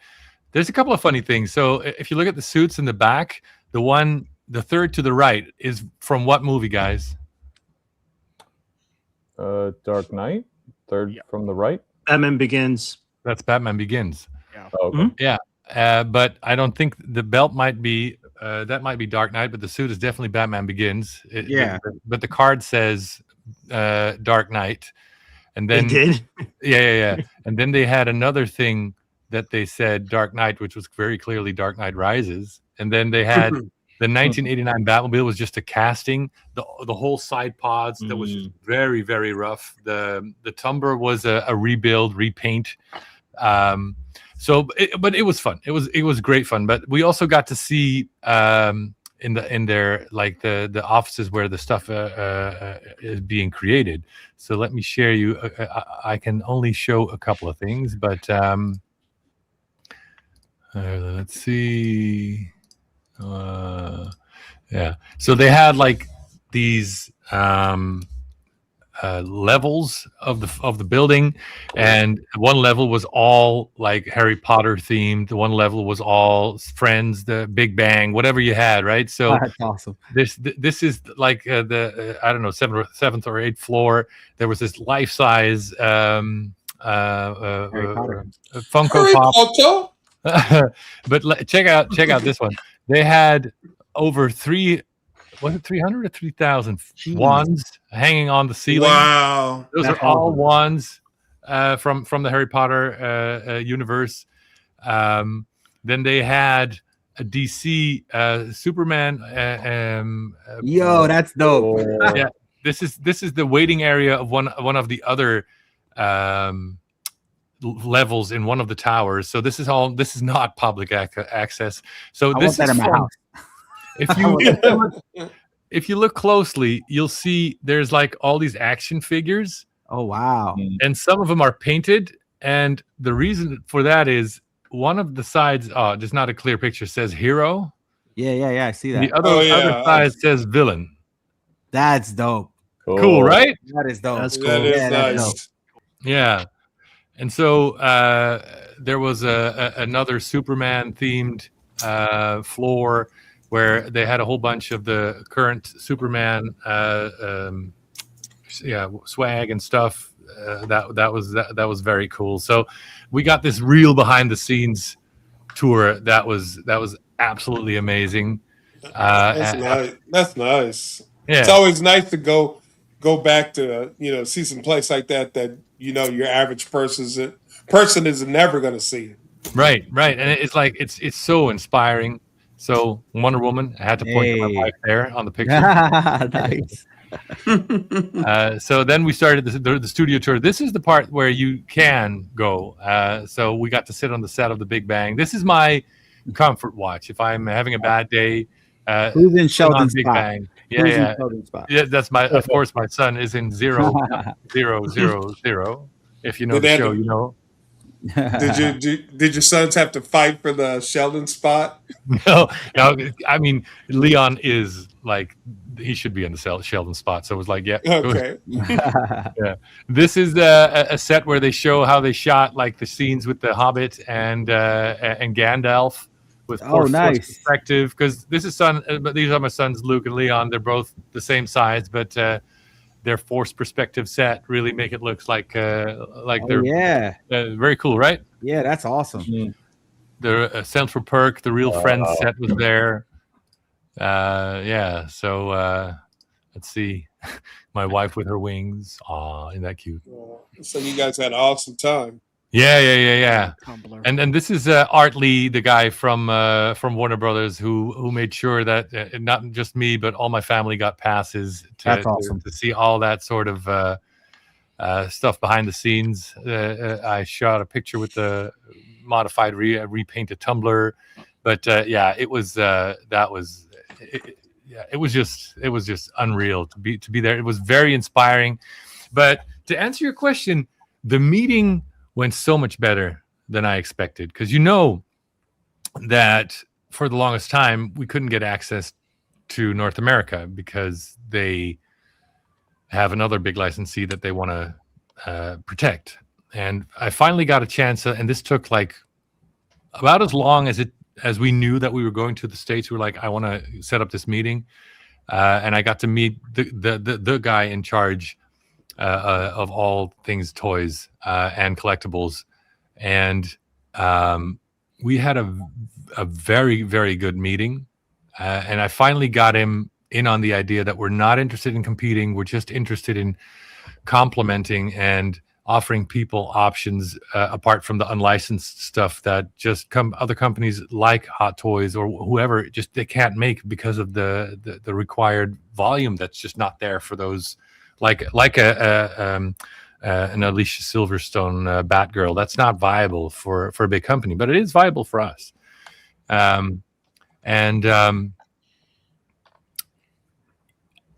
It's hard to say after just one meeting, but I got the feeling after that meeting, it's not a matter of if we're going to be working together directly with North America, but more a matter of how.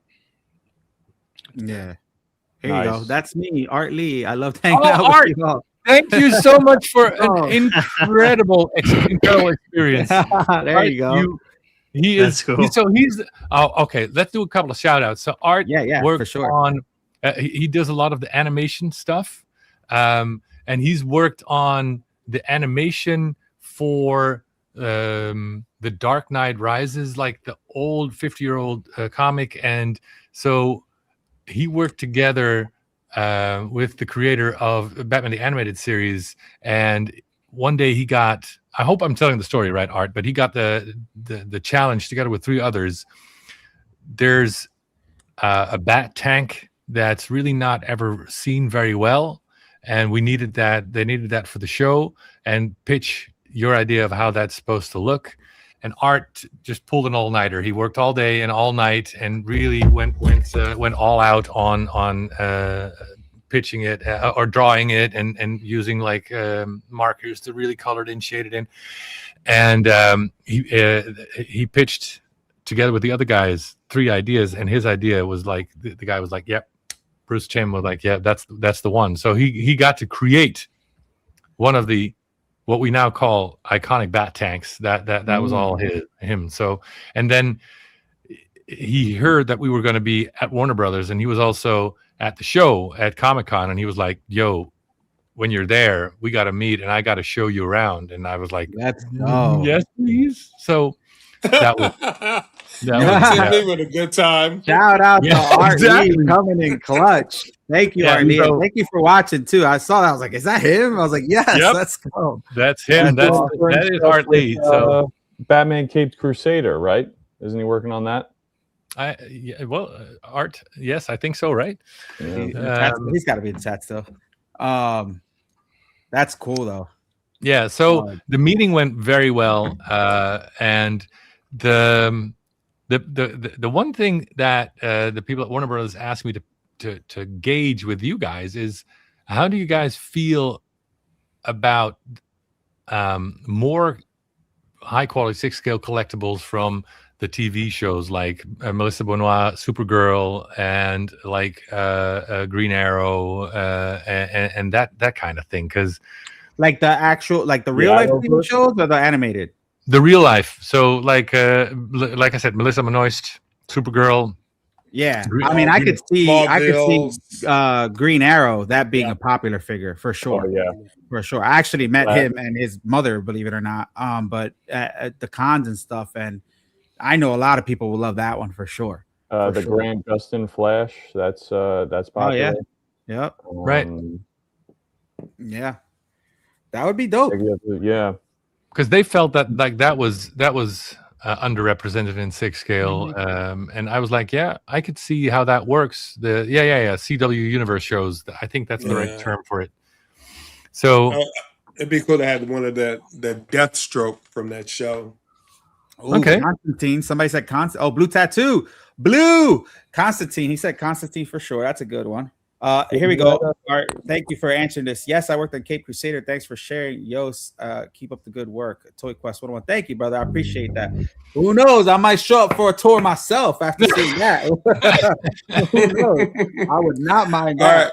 Road trip, Calvin. Another road trip. Road trip. Write it down on the list. We have a list. We're going to Italy. Road trip number 3. Highly recommended. We're going to Netherlands, Italy. We're going to Burbank. Yeah. Oh, shit. Let's go. That's up the street. I've been to Warner Brothers once before, but I'll take another tour. Let's do it. We're going behind. We're going in the secret vault. Yeah. Let's go. Say less. Look, I'm Batman up. Let's go. Yeah, really. Look, I'm representing today. Come on. All right. So, I have these pictures too here. Well, I have. Can I show this video? I can show this video, right? You mind if I show this video? The one where I got fully undressed? No, not that one. That's personal. That one I had to pay for. That's a secret video. That one I had to pay for. It's this one. Only Joost. Yeah. Let's see if I could. All right. Can you guys see that? Yep. Yes. Yeah.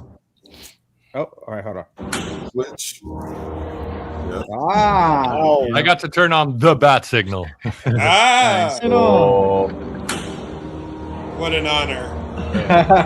Right? I also want this at my house, by the way. Yeah. Like I want to be able to turn on all my lights with the bat computer. So that's freaking dope. I have so many screens up on my computer. It's not even funny.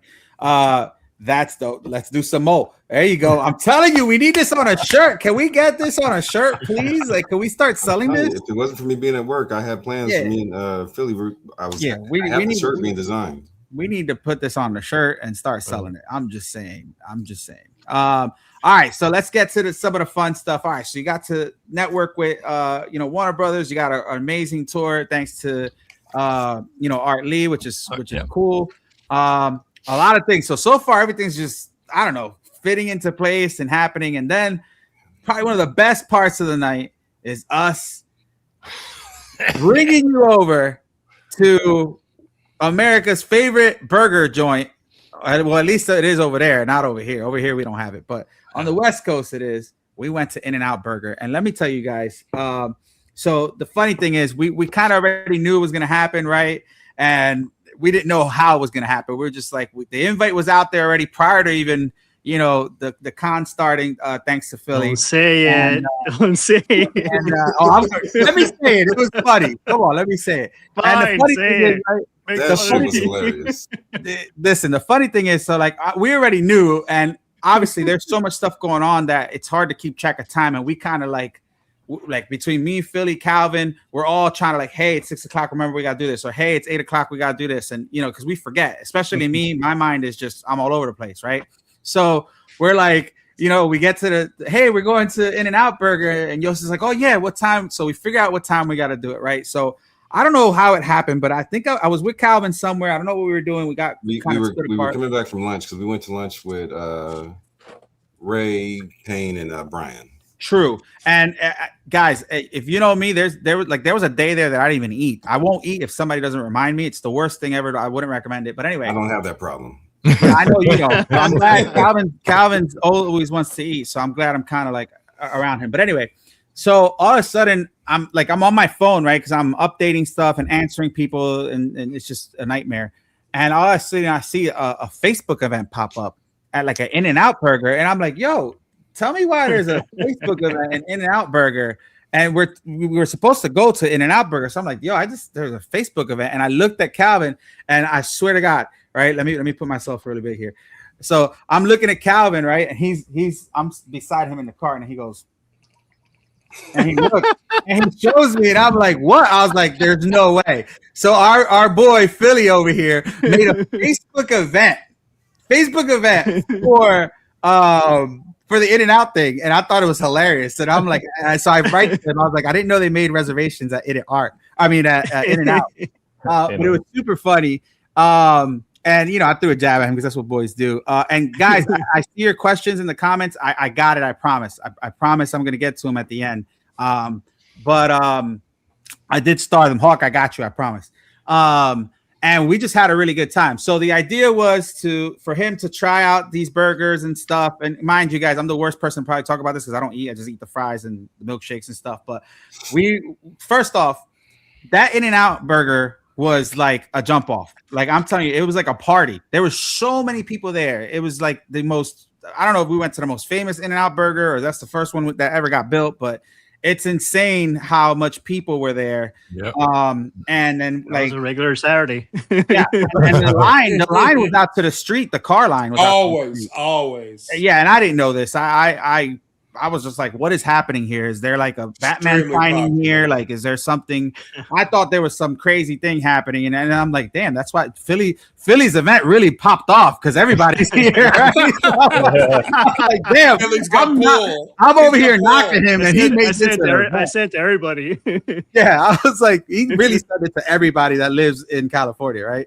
Or in San Diego. So I'm cracking up, and I'm like, yo, there's mad people here. So we get there. And I want to show this first. So anyway, so real quick before I get to that, Joost, is that something you wanted to try? Did like talk to me how that whole thing even started, the whole In-N-Out thing. How was that about? So I think it was like a couple of streams that it did come up. So, but you have to know, even in the rural part of the Netherlands where I'm from, I've heard of In-N-Out Burger, and I've heard it so many times that people like, if you're ever in the States, best thing there, In-N-Out Burger, and it just adds up to the point where if people then ask you, maybe we should have an In-N-Out Burger event, we're like, yep, want to do that, want to be part of that. So it's like that. But my son had a couple of other things he wanted to try, like Chick-fil-A is not a thing over here, so we tried that. But In-N-Out, that was the top of the list. And then to do it with you guys, that was just, yeah, okay, that's a no-brainer. Let's go there. I did feel bad though, because we did want to go at 6 because you had the Kevin Smith event, and you had you wanted to go to, but the booth, it just people kept pouring in, and I was like, yeah, because we had to take everybody to go to In-N-Out, right? So because we had a blast. Yeah, and so it was like then the booth would have been empty for the last hour, and so yeah, it turned out a bit later, and I did feel bad that you had to miss the Kevin. No, dude, I heard it was a bust anyway, so we were fine. We trust me, it was fine. But I do have Kevin some Smith. Videos. You can see him anytime. He's always out there. Yeah, he's there all the time. So here we go. Let me show some of this real quick. I have another one. I freaking lost it. I gotta find it real quick. But here, I'll play this one while we're here. This is live receipts from In-N-Out Burger. Let's just hit play. I'm the same way. You're gonna see I just got fries and milkshakes. Okay. Well, I'll just get whatever's left. This was you gotta be the first. Double. Okay. Double. Wait, we gotta intro this. All right, guys, we are here at In-N-Out Burger, and we have our friends from the Netherlands trying In-N-Out for the first time, and we're about to see the results. Take it away. Yeah. I think so. This is what they call a hamburger. Here we go. Double. You guys know the rules. That was so good. My mouth is still watering. You guys make me hungry. I'm going In-N-Out today. Dude. Yeah, I'm getting hungry. It's nice. It's crunchy too. There you go. In-N-Out should be sponsored by Jazzinc. Dude. That's good. Yeah. You like it? Yeah. All right. How about the missus? Let's see the missus if she approves. Okay. Yeah. I don't know if this will fit. She doesn't approve of throwing it away. You gotta get the rest. All right, so there was one, and then I have another video somewhere else. Let me see. Oh, why it's not working? Nope. All right, let me see if I can find it. Let's see. Can you guys hear me? I need some In-N-Out right now. We can hear. Yeah, so it's safe to say you'll be coming back to In-N-Out, I'm sure. Yeah, for sure. Hey, Fed, you got In-N-Out down there by you, right? We sure do. Yep, we're fortunate. Yeah. We're fortunate. We don't got that. We got 5 guys. All right, here it is. Here's another video here. So you see. Okay. All right. Here we go. Okay. One bite. Wow. Yes. Yeah. Here we go. Yeah, we're right there approved. To the West Coast. Selling the house for the West First Coast. experience In-N-Out. West Coast is the best coast. Oh. He's having a food orgasm. Yeah. Oh damn! I'm homesick for the West Coast. There you go. But yeah, as you could see, guys, it was fun. We had a good time. Talk to us about In-N-Out, or In and Out. We're gonna talk about In and Out in a little bit, but In and Out. Talk to us about your. Who said it? Somebody said it here. Hold on. Real quick. Let me see. Here we go. You have a great family. Looks like you had a great time. And you still need your official rating on In and Out Burger. So we're in the Netherlands. We don't do the grading with the letters. So yeah. So for us, it's anywhere between a 1 and a 10. I'm gonna give this a 9.5. That is for I mean for such a like the crowds they're serving, and to get that quality consistently, and I love the fact that it's crunchy. Yeah, so that was easily my favorite fast food burger by a mile. Nice. I found the other shot from it. Let me see if I could pull it up here. Here we go. All right, here we go. No, oh my God, there's more footage. But wait, there's more. So this is what they call. You guys got a basket of fries. All right, guys, here we go. Double. But that's a big one. The rules: 1 bite, 1 try. Yeah. Oh man, Right. good. Yeah. I'm moving to the West Coast. There you go. It's nice. It's crunchy too. Yeah. Yeah. It's fresh. To be sponsored by Jazzinc. Yep. That's good. Wait, we got an intro. All right, guys. Yeah, cool, So man. That was cool. There's the couple angles that we had, but as you guys could see, man, we're just having fun. Like, we're hanging out, we're having fun. The family was there, everything was great. Yeah, it was good. I'm glad you guys enjoyed it. That turned out to be an actual event, Philly. So I know I knocked you, but it was definitely worth all the time in the world. So it was pretty cool. So just to wrap that part up, I told you my wife is not much of a traveler, and the fact that she had such an amazing time, not only San Diego Comic-Con, but the whole US. I mean, we've said it. So we after holidays, we ranked them, and we had a holiday in Greece that ranked high for a long time. We had a holiday, when the kids were young, we took them to Disneyland that ranked high for a long time. But this is like so much. This is like the best trip we've ever had as a family, and even my wife enjoyed she had to come down we all had to come down from the high that was this trip that I cannot. And I'm not the trip high. Yeah, seriously, dude. So and the fact that when she after being, I mean, I don't know if you guys ever worked a booth before at any convention. Mm-hmm. It's a lot, right? It's a lot of people. It's long days. It can be great, but it can also be very tiring. The fact that she's there every day, and the fact that we had to leave that last day, and she was like, "But there's still stuff going on at the booth, and we're not there." And she was like bummed that she wasn't there at the booth. I cannot stress enough how special that is, and how special that experience was for us. I mean, I've got a few more pictures of other parts of the trip if you want to quickly watch them. We'll put them up. A fan did this for us. I can't remember who it was, but they did our little anime of us at In and Out, which I thought was cool. My man, Wingman. Oh, did Wingman do this? I didn't even know. I didn't even know. But yeah, that was dope. Go ahead. If you want to share this, or did you share? Are you sharing? Are you seeing my sharing? Here we go. Sorry. There it is. So this is one final fun story for San Diego Comic-Con. The guy you see there, that's Frederick. He works at Lucasfilm. That's another guy whose card I have, and who turns out has at Lucasfilm. We have a lot of fans. So this guy is responsible for the Mandalorian suit, which I think really, one of the coolest suits. It was actually, I thought the suit was so cool. That was the reason I bought the Hot Toys figure, because I thought that it was just such a cool suit. Anyway, it turns out he's a huge fan. He's holding Catwoman. That's his first order with us, and he's just crazy excited about that because he's a big Michelle Pfeiffer fan. Anyway, just to show you a few behind the scenes glimpses of the rest of our trip, I thought that would be fun to share. So let's see. So somebody said a 1/6 In-N-Out burger. That's a great idea. Sorry, go ahead. Do your own figure, 1/6 scale figure. You can include In-N-Out burger. Yeah, so this is us on a boat going around the Hudson in New York.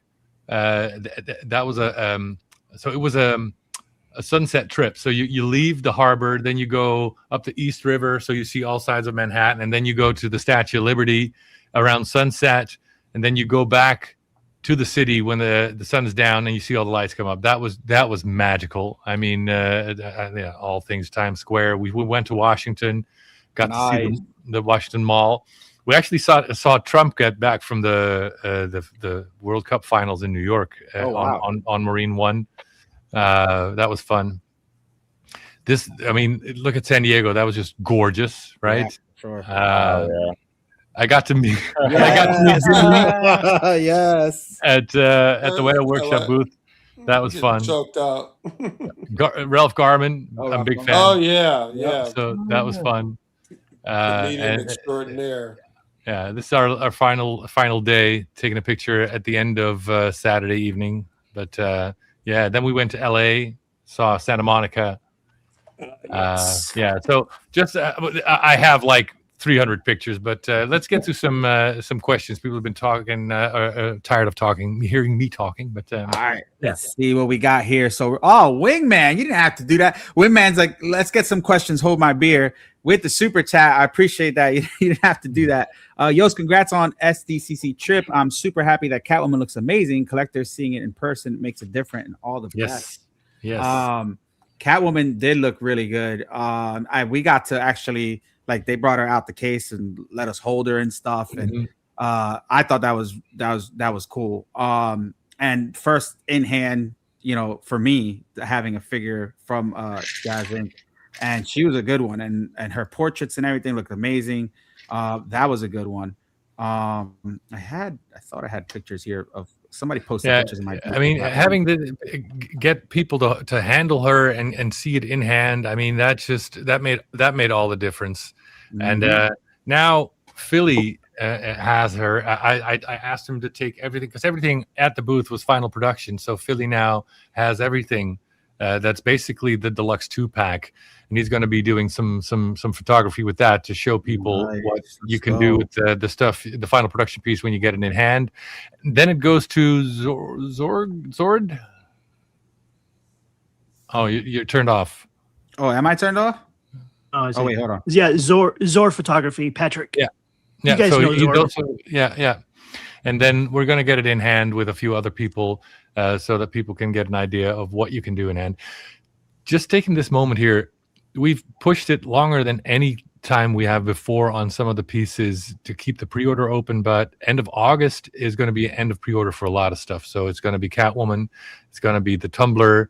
There's going to be one or two other few things, like maybe the 12 skill Batwing. I can't keep that open much longer. So, but I understand people wanting to see our first figure in hand before they fully commit. So that's why that is. But you'll see the pictures in hand. Whatever you saw, what you didn't see at Comiccon yet, Philly and Zord and others will show you. Nice, very nice. Let me see what else we got here. Okay. So, guys, if you have questions, shoot them up in the chats. I'm going to go from the beginning here. Let's see. We'd love to know if there's any update information about the 1/6 kit prototype. Is good looking so far. Right. Okay. So, kit, as we said many times, was a very rough prototype. Actually, normally I wouldn't show this, but we had to show something at Sdcc, and this is as far as we got. So, the next prototype, it might take like 2 to 3 months to really iron out all the things that we ran into and the things we had to fix. So most obvious is, of course, the dashboard. That was just a rough dashboard with some certain decals in place where we want to get like screen printed dashboard panels and get electronics behind them like the real thing. We want to move the screens up a little bit closer to the screen so that you can see it from more angles. We have to move the seats back. We are going to replicate the actual fabric that was on the seat that we got, so that we can that people can hold on, let me embiggen you here real quick. Yeah. So you can see the actual fabric and the structure, the pattern in the fabric.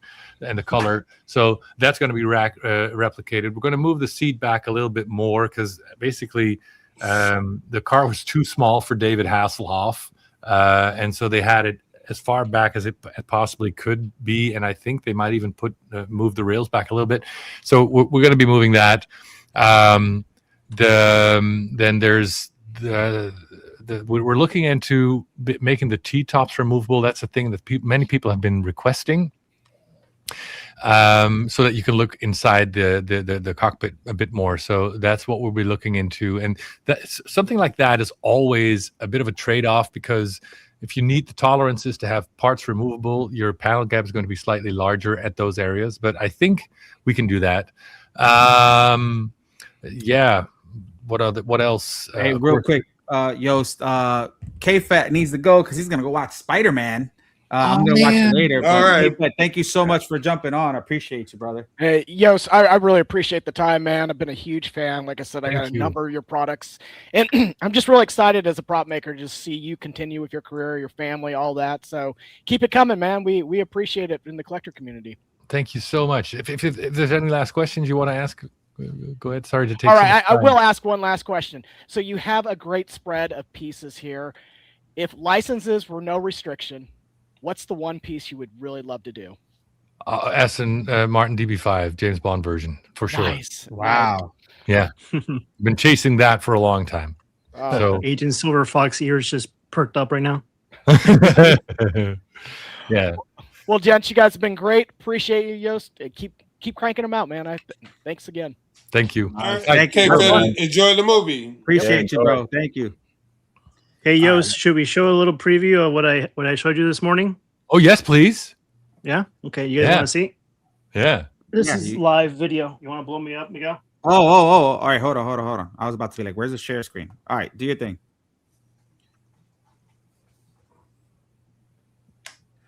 Nice. Okay. Yes. Nice. Yeah, you got her in some very cool poses already. So that was poses very well. Yeah. Nice. Very nice. I'm looking forward to that. Yes. Let me see. Wingman, hit me up after the show. Let's see what else we got. Okay. So, wait for you. Okay, here we go. So this says, hello, Joost. I'm glad it all worked out for you and your family and the company. You were able to silence the doubters and get a new eye on potential customers. Well done, well deserved. That was more of a comment. Thank you. That was a good one. Let's see here. We got Crippler in the house. Really got to understand what Jazzinc was all about because of Sdcc and Toy Quest 11 Philly and Critical Mass coverage. Great work. Appreciate that. Okay, here's another one. Where did you learn English from? All right, where did you learn English from? The movies. There you go. Yeah, just way too many movies. Police Academy movies, right? Oh yeah, that's yeah. Anything I could get my hands on, but I've seen all the Police Academy movies. Right, Animal House. Hawks had this question for a while now. Yeah. So it says here, can you speak of the time if WB will allow you to produce a 1966 Batman and Robin figures and direct sales, shipping US, etc. So that was the main point of the meeting, the direct sales and shipping to the US. And like I said, that went so well that even though it's one meeting, I do have hope that it's more a question of how, which comes to the second part of your question. If we get this access, and that's the pitch we made too, we don't want to get in the way of the big existing licensee. And so we would basically give, like my pitch was, give them first right of refusal for any figures they might want to do, and we'll just complement them, which suggests that most of the stuff will keeps us in the supporting character kind of lineup, like Catwoman, Penguin, Trinity, Agent Smith, Batgirl, Poison Ivy, that sort of thing. So for now, if the direct sales and shipping to the US becomes a thing, which looks a lot better now than it did the same time last week, it's probably going to be supporting characters. That's all I can say now, and the rest is going to take months and months and months of talks and negotiations and contracts and lawyers and you don't know. Anyway, working on it. All right, that's good. And then, oh, come on, why would you ask this? Here we go. So, Joost, I don't know if we asked this before while you were on the show. We have an ongoing argument on this show. Okay. Day of Times. And this is a very important question that I feel like has to be asked. Somebody brings it up every single show. Yep. And that is the battle versus Michael Jackson or Prince. Who do you choose if you can only choose one? Dude. Oh, that's mean. That is mean. It's like there's only one right answer. It's like asking which child you like best. Yeah, exactly. And let me add another layer to why this is mean. So I have this Uncle Ben, right? I've been talking to him about him on other streams. He's the guy, like the OG collector I knew. He had every Kenner figure, and he had them twice, so he could keep one mint in pack, which to my family was crazy at the time, but he was a visionary. Anyway, he introduced me to so much. He introduced me to Star Wars. He introduced me to Batman. He introduced me to the original Ralph. What's his name again? Lord of the Rings animation. So, right? Might be. I thought it was Ralph Bashki. Bashki. That's it. You talking about animated stuff? Yes. So he had a son, and I say had, and it's a Dutch name, Jeroen, who unfortunately took his own life when he was 20, and he was the biggest Prince fan. So I was always more of an MJ guy until they played Purple Rain as his funeral. So did I just make this too heavy? But no, how do I choose, right? Keeping it real. Yeah. I mean, why not both? And I learned I learned how much of a multi-instrumentalist Prince is way, way, way later. Dude. Yeah, so I got to go with Prince then. I'm sorry. All right. That's it. Hey, it's hard. Listen, it's been going on forever. Yeah, they're both really, really good. Really good. I really enjoyed the movie, Michael. I have all of MJ's albums, which I can't say about Prince, but I mean, keeping it real, Prince was that, right? And like I said, he's a producer, he's a writer, he can play all the instruments. And then there's the connection with my cousin. So yeah, he's amazing. And yeah, and then Prince, before he passed away, he would do these pop-up shows where he would just show up places and put on the show, and people were like blown away. Mm-hmm. Yeah. But so Chris, you said there's only one right answer. What's the right answer? Michael Jackson. MJ. Michael Jackson. That's the only one answer. That's definitely Michael Jackson. No, I appreciate Prince too, but this has been an ongoing war on this channel. I can't even. It's so long that I can't remember what even brought it up or how it started, and it caused a division within the group and the chats. And it does. Every single person that comes in, you're muted, Calvin. It was P-Rock. P-Rock. Oh, it was P-Rock. Damn you, P-Rock. But every single guest that comes on gets asked the question. It's just a thing now. Let's see.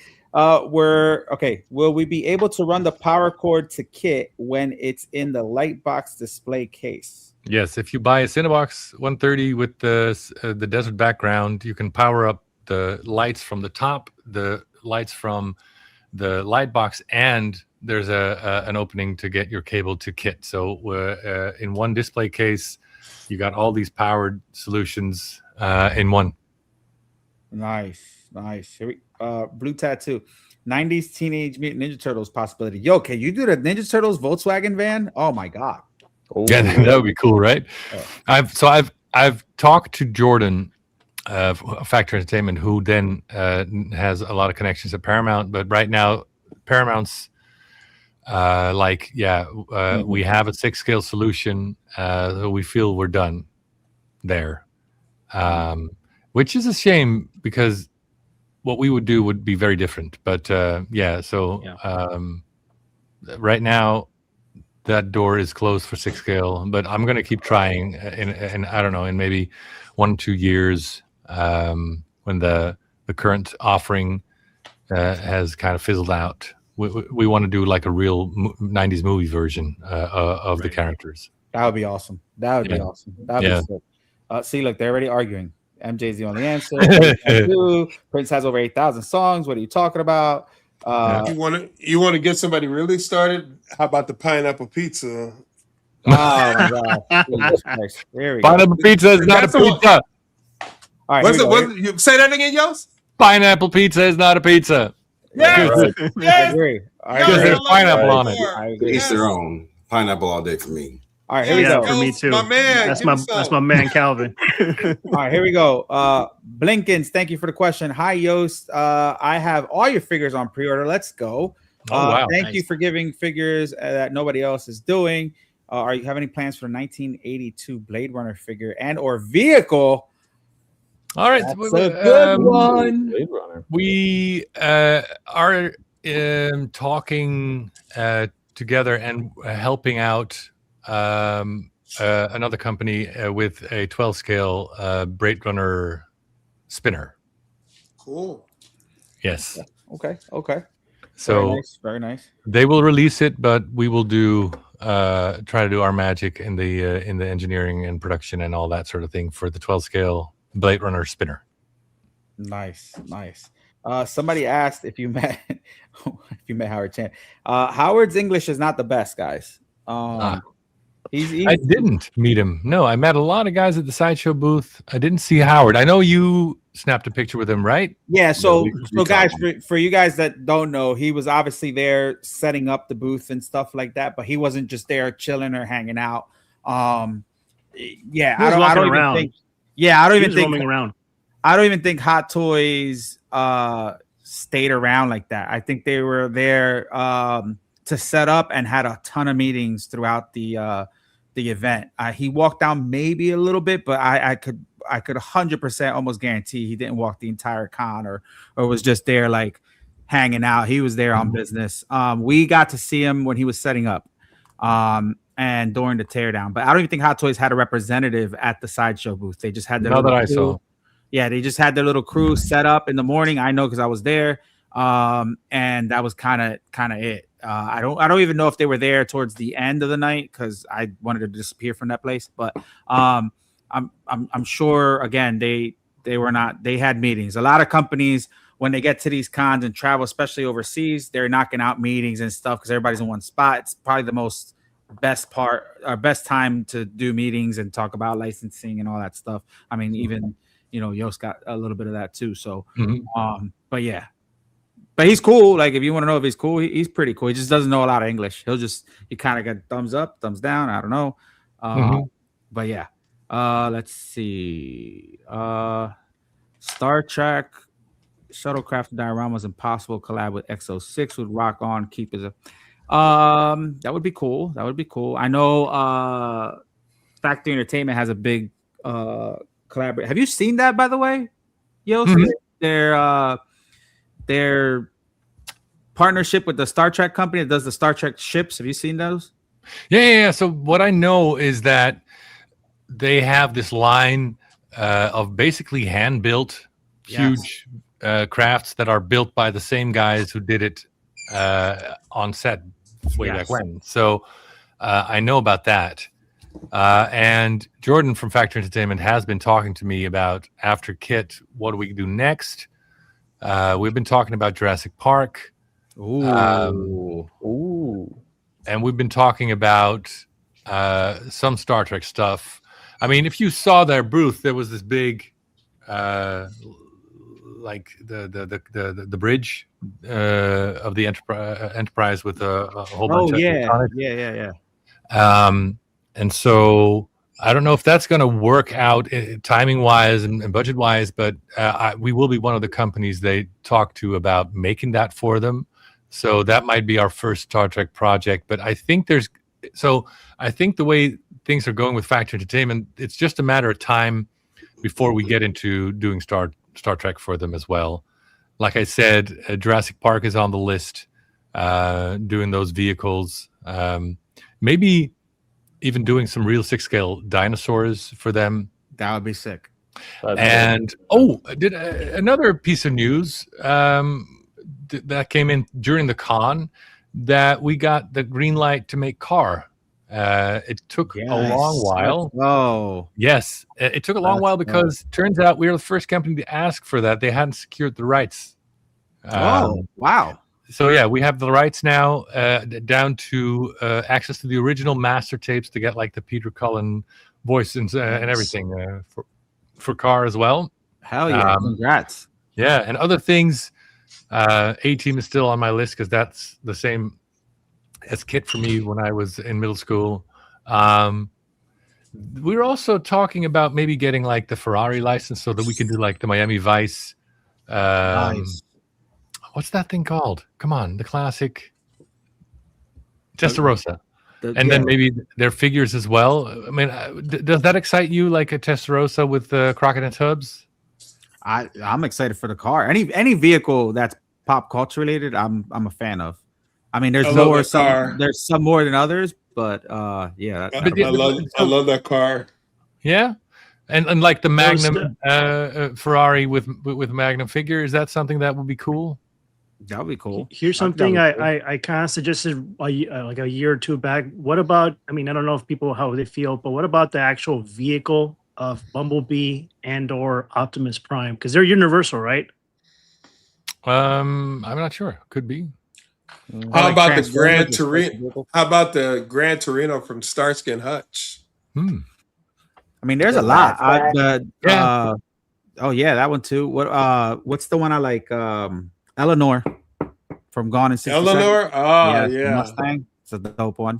But there's so many. I mean, there's so many vehicles out there that could. And then you're talking people that like the movie, people that like the hobby. Now you're gonna start getting like hot toy collectors and stuff that like vehicles that are just gonna jump into that world too because it's just done right. So you're starting to gain now more fandoms and stuff coming in doing that stuff. So I think anything you guys touch would be great. The Jurassic Park Factory Entertainment I think would be really, really cool. It'd be different to see your work in that fandom. I don't know if this would be too out of left field, but what about like the Beatles Yellow Submarine? Or so like Beatles is not possible. I've actually looked into that. It's a licensing nightmare, so that's not possible. Speaking of Michael Jackson, doesn't he own their catalog? I'm not sure if he used to, but I think they bought it back. But I'm not totally sure. Yeah. But I know there's no way to do any figures or anything to three-dimensional, is what I'm told. That really looks like them anyway. Okay. All right, here we go. Yeah, anyway.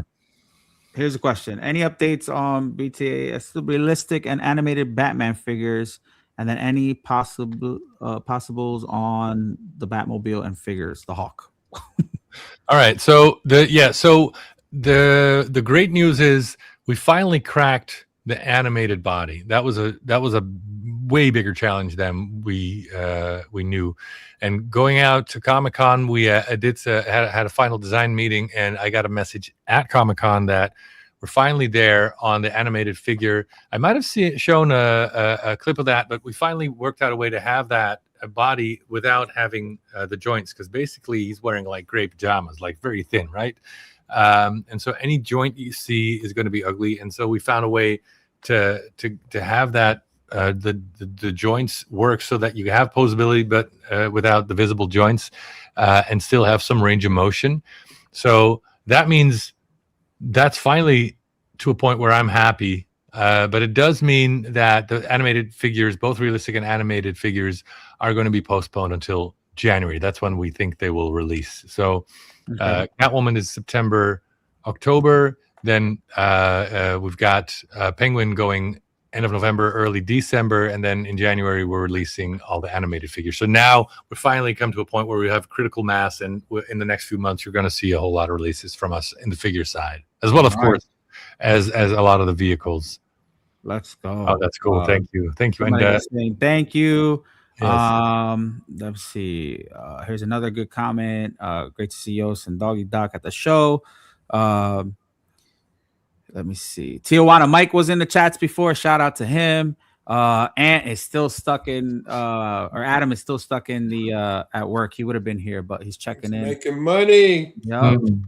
Got that one. Let me see. Ooh, 1.6 Jurassic Park Jeep. That would be cool. Yeah, I think that's looking like a real serious possibility for next year now. That would be very popular.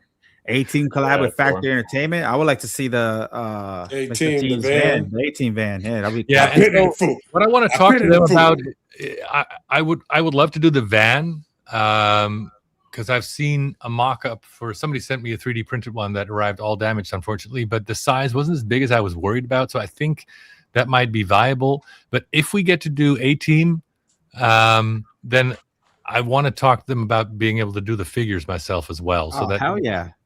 So that would be the only thing stopping me is if I can't do the figures, because I found I really want to do that. So and then I need to feel out from the community now that we have so many options. You know, what do you want us to do first? A-Team, Miami Vice with the Ferrari, Magnum, or the Jurassic Park Jeep, or there's the collab with Weta. There's now so much coming our way that we have to be smart about. What do we do that makes most people happy, really? Yeah, I mean, I think Jurassic Park. Well, I think the best, the coolest thing would probably be Weta. For me, yeah, definitely. In my opinion, Weta is probably number one. As far as the ones that you just mentioned now, I think at a most popular, not being selfish, right? But the most popular one I think would be Jurassic Park.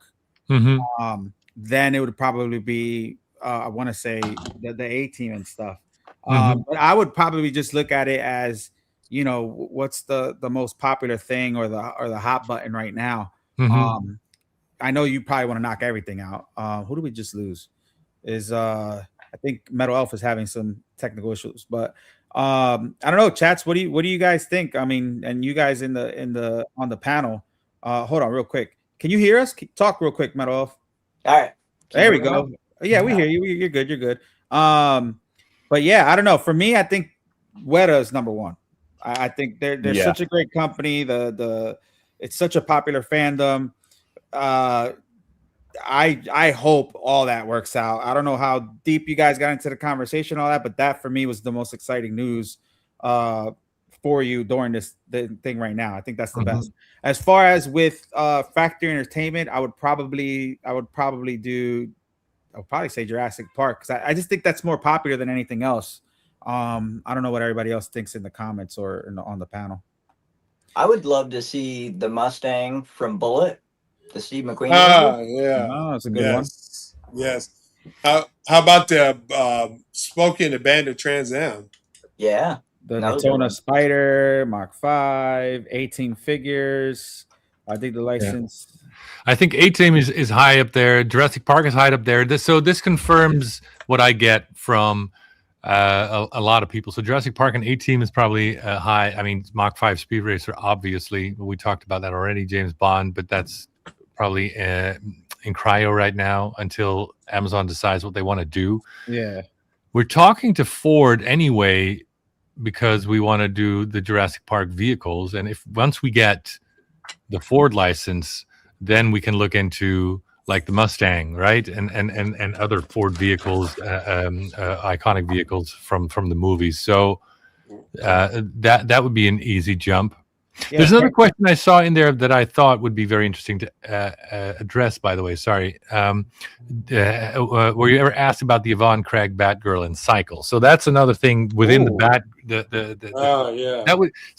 would be perfect for us. Because it's supporting characters and all that.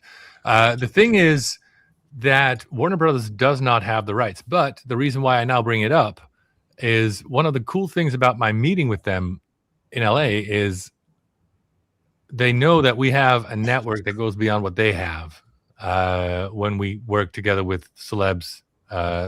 So basically he was saying, try to feel out what you can do with the Yvonne Craig estate and see if you can get them on board to do a figure to show what you've done.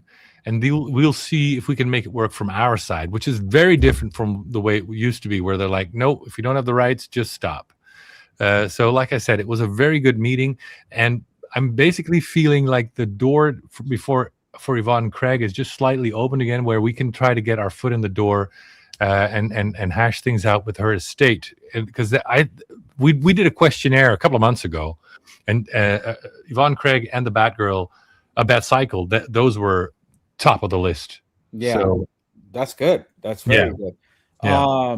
Real quick, Blue, I know where you're getting at this, so I'm gonna try to say this the most politically correct way. So we know that my partners at Factory Entertainment have been doing some figures, and they haven't really gotten the best feedback from them. Just know that they are a prop company first, and they're stepping into that world. But I guess the way we would want to ask the question is, now with your collaboration with them, I know they have some things in the line with 6-scale figures, especially from Jurassic Park and The Mummy and a couple other ones. Will there be any way down the future, or have they ever asked you to step in to kind of maybe touch on these figures or do other variations of these figures with your touch versus what they're doing? And I don't know if I can't remember if they're partnered up with somebody else doing those figures, but I don't want to get in an entanglement with any of that, but I'm sure people would want to see you take on a lot of the figures that they've been working on as well. Yeah. So what I can say there is, if they were to ask me for help, of course, I would always give it to them. And I know that Sean has been doing a lot of the portraits, but it's a team effort.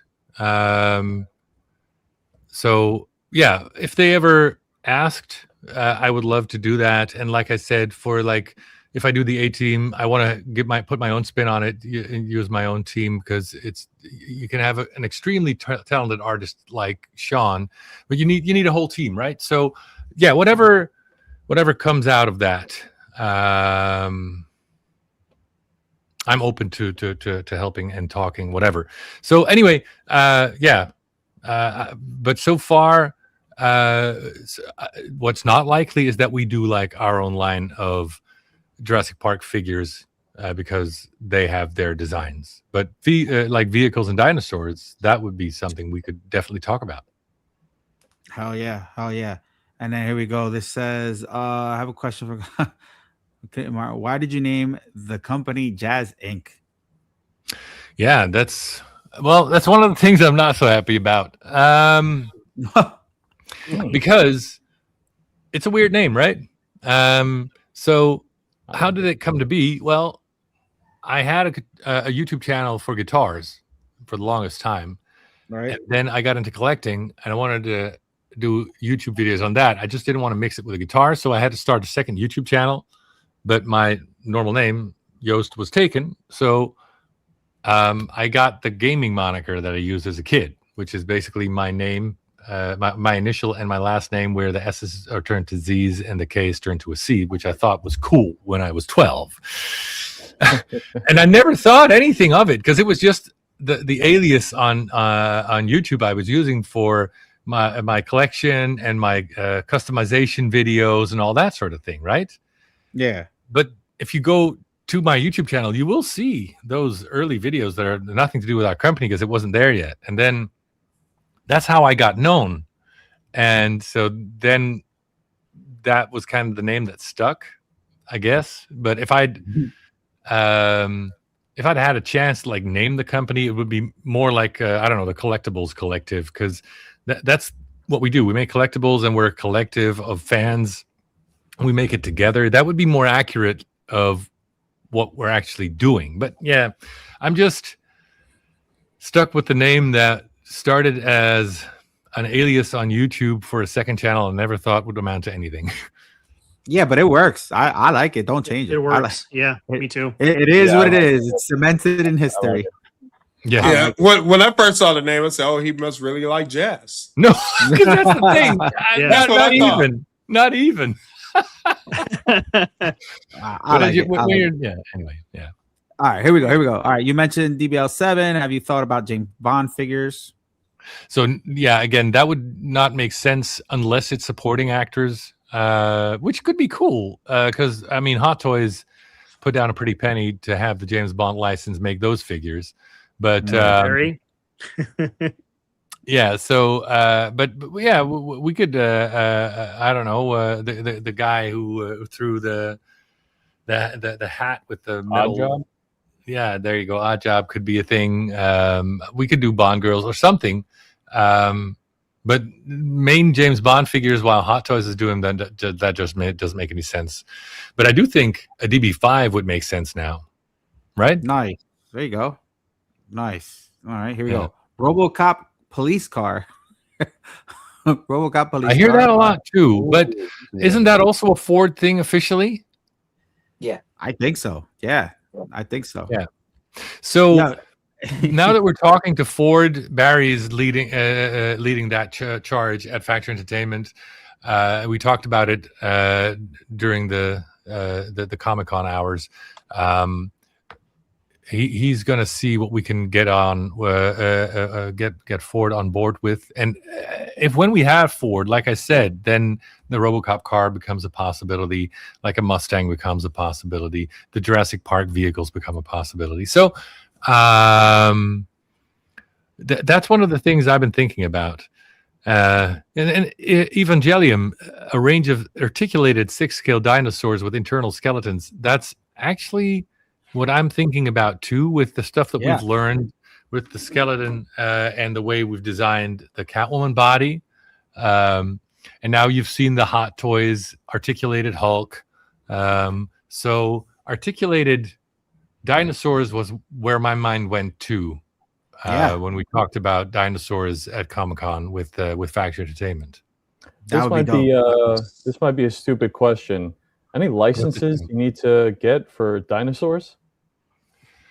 Other than Jurassic Park, no. Hey, sorry to interrupt, but somebody wants to say hi really quick. Say hi, Miguel. Oh, hi, Joost. Hi. Say hi, Calvin. Hi, Dolphin. Okay. What's your name? Yeah. Say Preston. See Hey, Preston. Yeah. I love him. He said, I'm in, I'm out. He's like, hi, Miguel. Hi, Miguel. I love it. All right, there he is again. All right, here we go. Impala, and I'm gonna try to run through these. Impala and the boys from Supernatural. I like this one. I like this one. Green Hornet, Black Beauty, and associated figures. Bruce Lee. Yeah. So that'd be hard. It'd be hard to get that a license. Yeah, so it's not only just a hard thing licensing wise, but I've actually talked to Jordan about it during San Diego Comic-Con. Like I said, I've talked to a whole bunch of people. That was very handy, and they said they did a couple of Black Beauty things and Green Hornet things, and he said you're probably not going to get the numbers you need, because he'd done a few things that had done so much worse in terms of numbers than all the other stuff that they're used to doing. That some of them he's just selling out of now after many, many years. So I do get the question every now and then, but I'm afraid that if we do this, we would have to go through a whole lot of hoops to get all the licensing ready. And then it still would have to be a back the build iffy kind of thing. So with all the things we're discussing that I think have a higher chance and higher priority, like I said, Mach 5, DB5, A-Team, Jurassic Park, the Jeeps, and maybe articulated dinosaurs. Those things all would top my list before Black Beauty and Green Hornet stuff. Yeah, so many Speed Racer fans out there will jump on that. The Jurassic, just thinking from other companies, I know Iron Studios does Jurassic Park. They sell out all the time. And I mean, I know they're based in Brazil and stuff, but there's companies that do have the Jurassic Park license, whether it's statue or figure related. But I know the statue wise, I mean, I don't know. The thing with dinosaurs as a kid, it was a big thing. So I feel like that's why it's so popular. Mm-hmm. I think that the dinosaur thing would be probably the best thing. I think you're on to something, Joost. Now with the technology in paint and silicone and having an articulated dinosaur, I think that would be really, really really well. But also you can articulate it. So. And dinosaurs is also something you would buy probably more of one, right? You know what I mean? So there's people that kind of like stormtroopers, right? A lot of people usually buy more than one. But I feel like with dinosaurs, if you want to make a diorama in your display and stuff, you're gonna want more, more than one Brachiosaurus or Raptor Mm-hmm. or whatever you want to call them. But I think that would be dope. Then you got different color variations. I mean, the sky's the limit with that. I think that's business case and fan case. I think it meshes well. Yeah. Here we go. So, any future sports related stuff for Jazzinc? Well, that's the first time I've gotten that question. So like I said, there's so much on the list movie related that I don't think sports is anything on my radar for now. Okay. All right.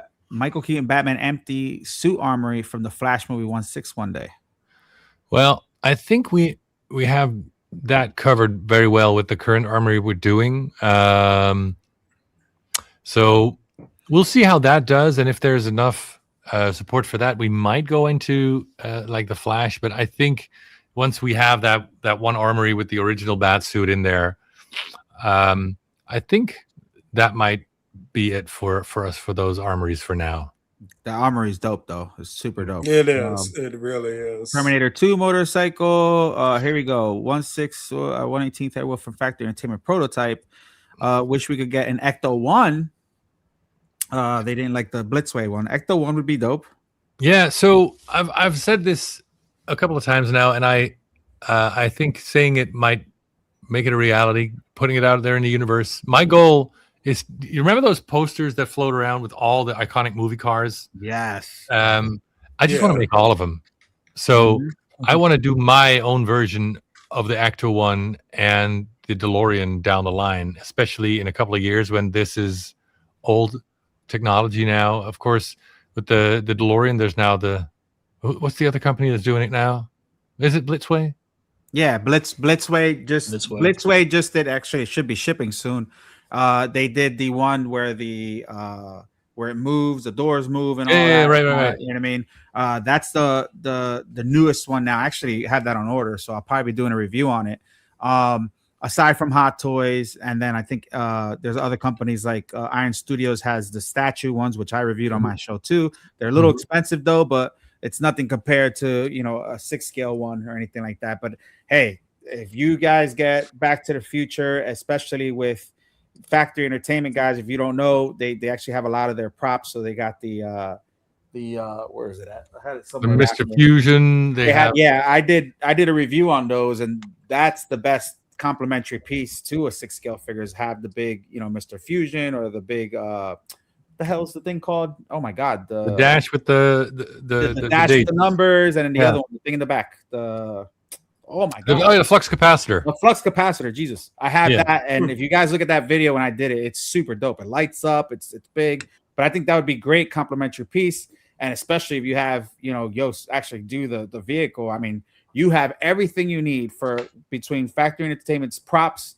and Jazzinc's touch on the actual vehicle. You have everything there to make like the ultimate movie display and as accurate as it could be. I think that's like a great future. And I'm not the biggest Back to the Future fan, just casual, but that would be a great like future partnership for that genre or that fandom that I think would really just put everybody's displays to the max. So I think that's a really good one.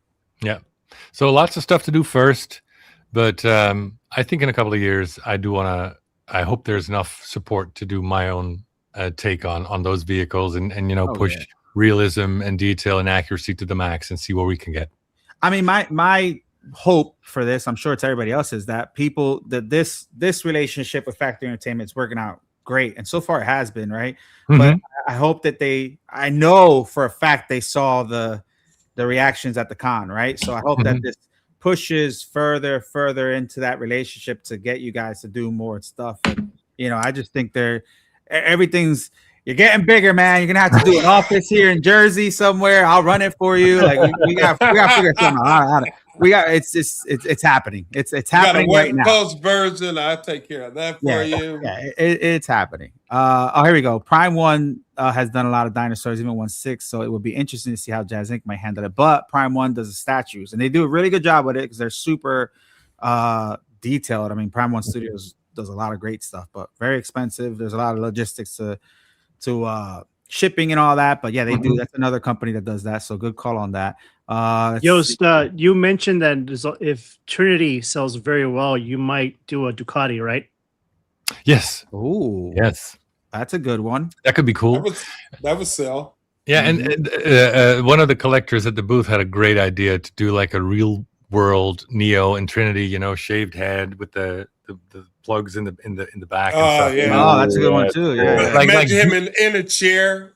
Yes, like that. You know, that would be too much of a deep cut for Hot Toys. That would be great for us. So we really hope the Matrix line takes off, or I do, because I'm just such a freaking big fan, especially of the first movie. So yeah, there's a lot of cool ideas, you know. Imagine him in the Dojo tube Neo and the Morpheus. liquid. He's in the tube with the liquid with all the tubes in them too. Yeah. Before he gets flushed.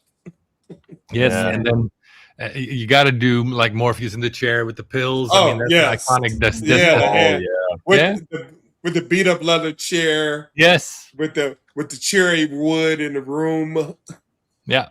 So do you have like a war room in somewhere in your like mansion where it's like you have all these like red little pins and you have like the strings attached to, all right, which one are we gonna do first? There has to be like we're just spitting all kinds of shit at you, right? A storyboard. Yeah, like where's your like, all right, what am I gonna do first? Like there's gotta be an order to cadence to what you're gonna do, because all these are great ideas, but like this Not has to be done strategically, right? Yeah. Like I feel bad that we're throwing all this in your ear right now, but there's got to be obviously some business sense to it, some you know, all that to it. But man, it's a lot. Like I would love for you to do Star Wars. Yeah. So that's the thing, right? And especially with the opportunities coming my way, especially after Comic-Con, that just became even bigger. I mean, there are many companies that want to work with us now. Like I said, with Paragon, they're talking to us, and we're helping them with the Blade Runner stuff. And we've got Fracture Entertainment, then we've got Weta, the people at Sideshow and Lucasfilm are so it's a lot. One of the things that was overwhelming is with all those opportunities, which ones do you go for? Because you can't say yes to everything. That's still something that I'm working on, and I'm trying to feel out. These talks are great because, like I said, it confirms, you get a feel after talking to so many people what really tracks, right? Because we do get the occasional question for Black Beauty, but that just, it's not enough to where I think it's viable. But Jurassic Park, yes. Blade Runner, yes. RoboCop, Ford Taurus, I think in time, yes. James Bond, Aston Martin, yes. Those are things that I think they will rise to the surface and do well, but other stuff, we'll just have to see and wait. You're a superstar now, man. You're getting pulled in every direction now, and it's gonna be fun for my mansion. You know, I've got Alfred doing like the crime rope thing with all the things. All I need to know is that this is going to get blown up one day. There you go. Yes, it will.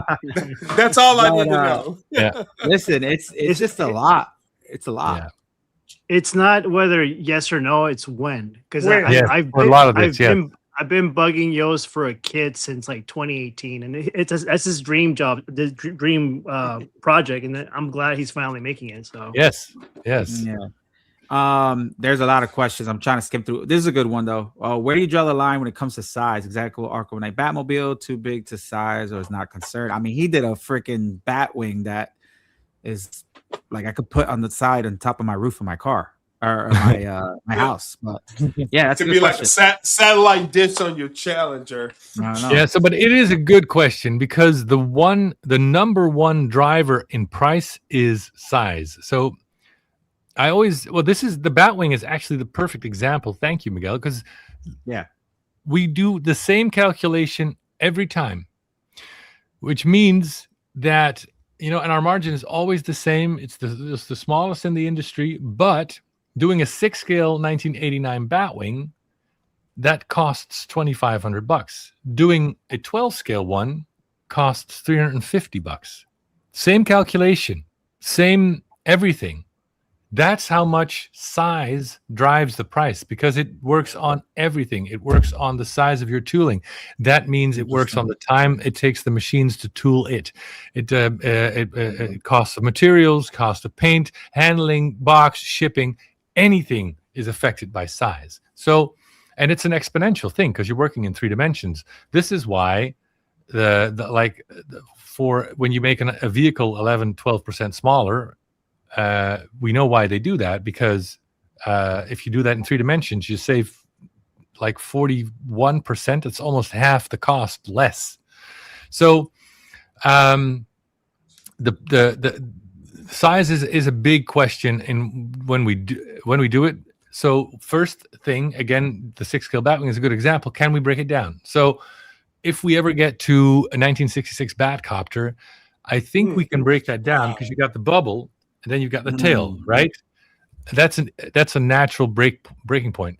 1997 is already a bit iffier, because the main body of the car, it does have the wings, so take those off. That's an easy win. But then still, the main body of the car, you get to the size of our animated Batmobile, which is the biggest we've done so far. Add to that the wings, then you get to the point of display space.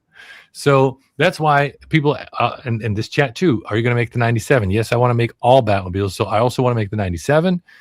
But that's going to be the first Batmobile that I'm not going to gamble, and that's going to be a back to build, because we have to see how many people can put their money where their mouth is when we work out the size, the cost that comes with that size, but also the reality of where are you going to put that thing.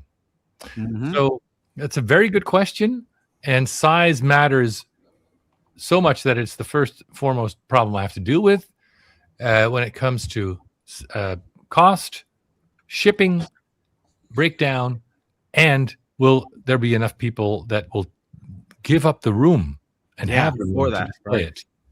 Good question. Yeah, it's got to be a double-edged sword, to where your best collectors are obviously your best customers and the people supporting your business, but also because of that, they only have so much room because they have such a collection, and sometimes they value smaller stuff for just that reason. It's like I'm running out of space. Yeah. Yep.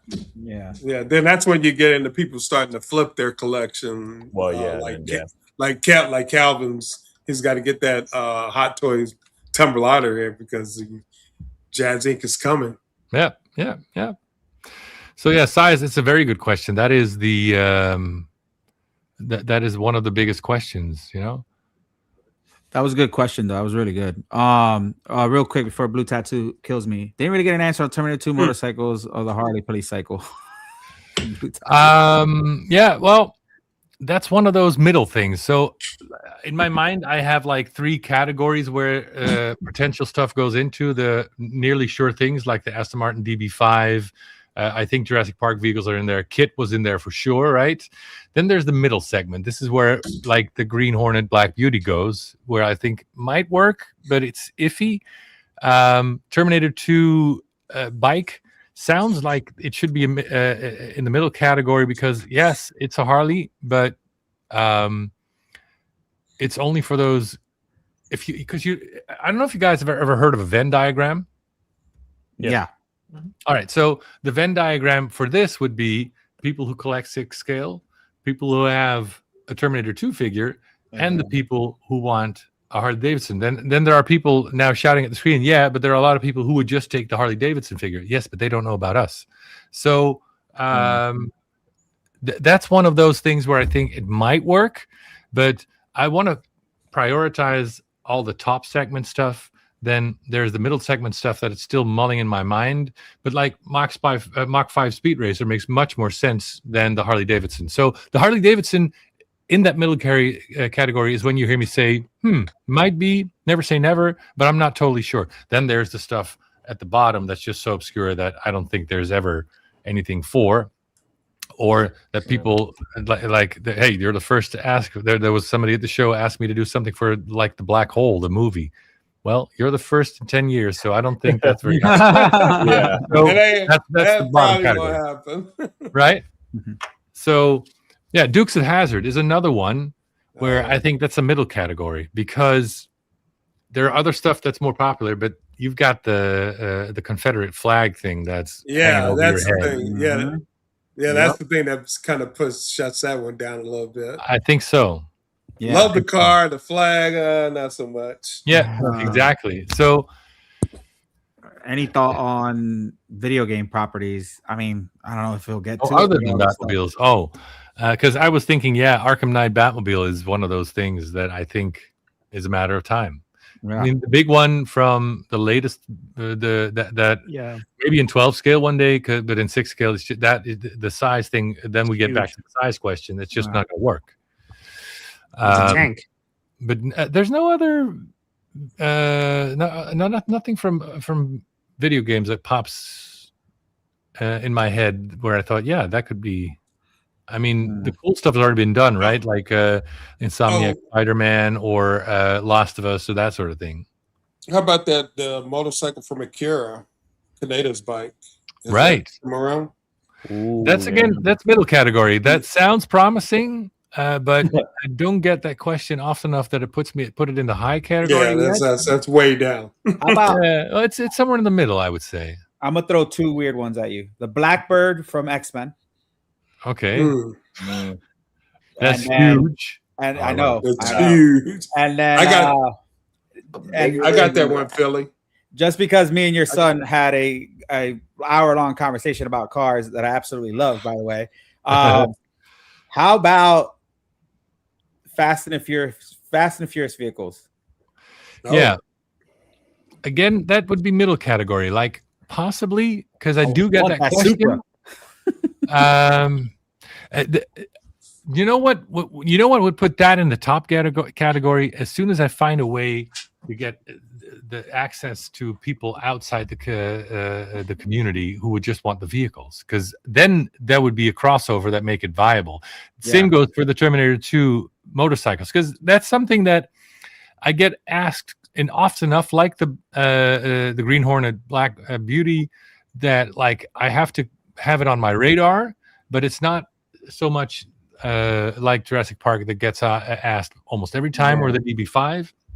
Still in the middle category, maybe the middle category should also be defined as something where I have to find a way to clear some hurdles, like I said, getting to that fourth circle in the Venn diagram and just getting access to car collectors. I'll send you Vin Diesel's personal cell phone number, and who else do we need to talk to? Hot Wheels.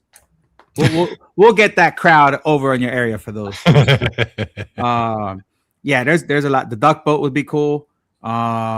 Jesus Christ. The question. So many ideas. So many options. All right. So I think we answered most of the questions because we've been really long on this. And oh my God, 2 hours and 45 minutes.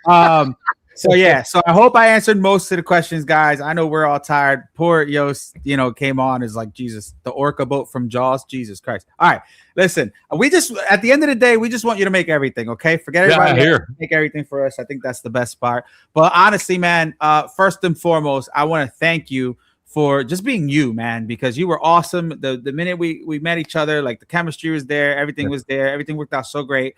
Secondly, I want to congratulate you on not only a successful con, but just successful everything, right? Because between the networking, between the fan feedback, between all the footage that came out from influencers and YouTubers and stuff, it just everything worked out so freaking good. And I'm out, and I told you this over there, and your wife looked at me like, oh my God, I'm really proud of you, man. I really am. I'm proud of you. I'm proud of what you've done, and I know this has to be a great feeling, from starting where you started and now being the company that you are, and now all of a sudden this massive door or garage door or Batcave door, however big that door is going to be, with all these different opportunities. And we're talking about all these different fandoms and vehicles and stuff. And I know you had some things planned, but now some things might get bumped down depending on the opportunity. But at the end of the day, I wish you nothing but the freaking best. And I hope everything that you want and deserve come to fruition.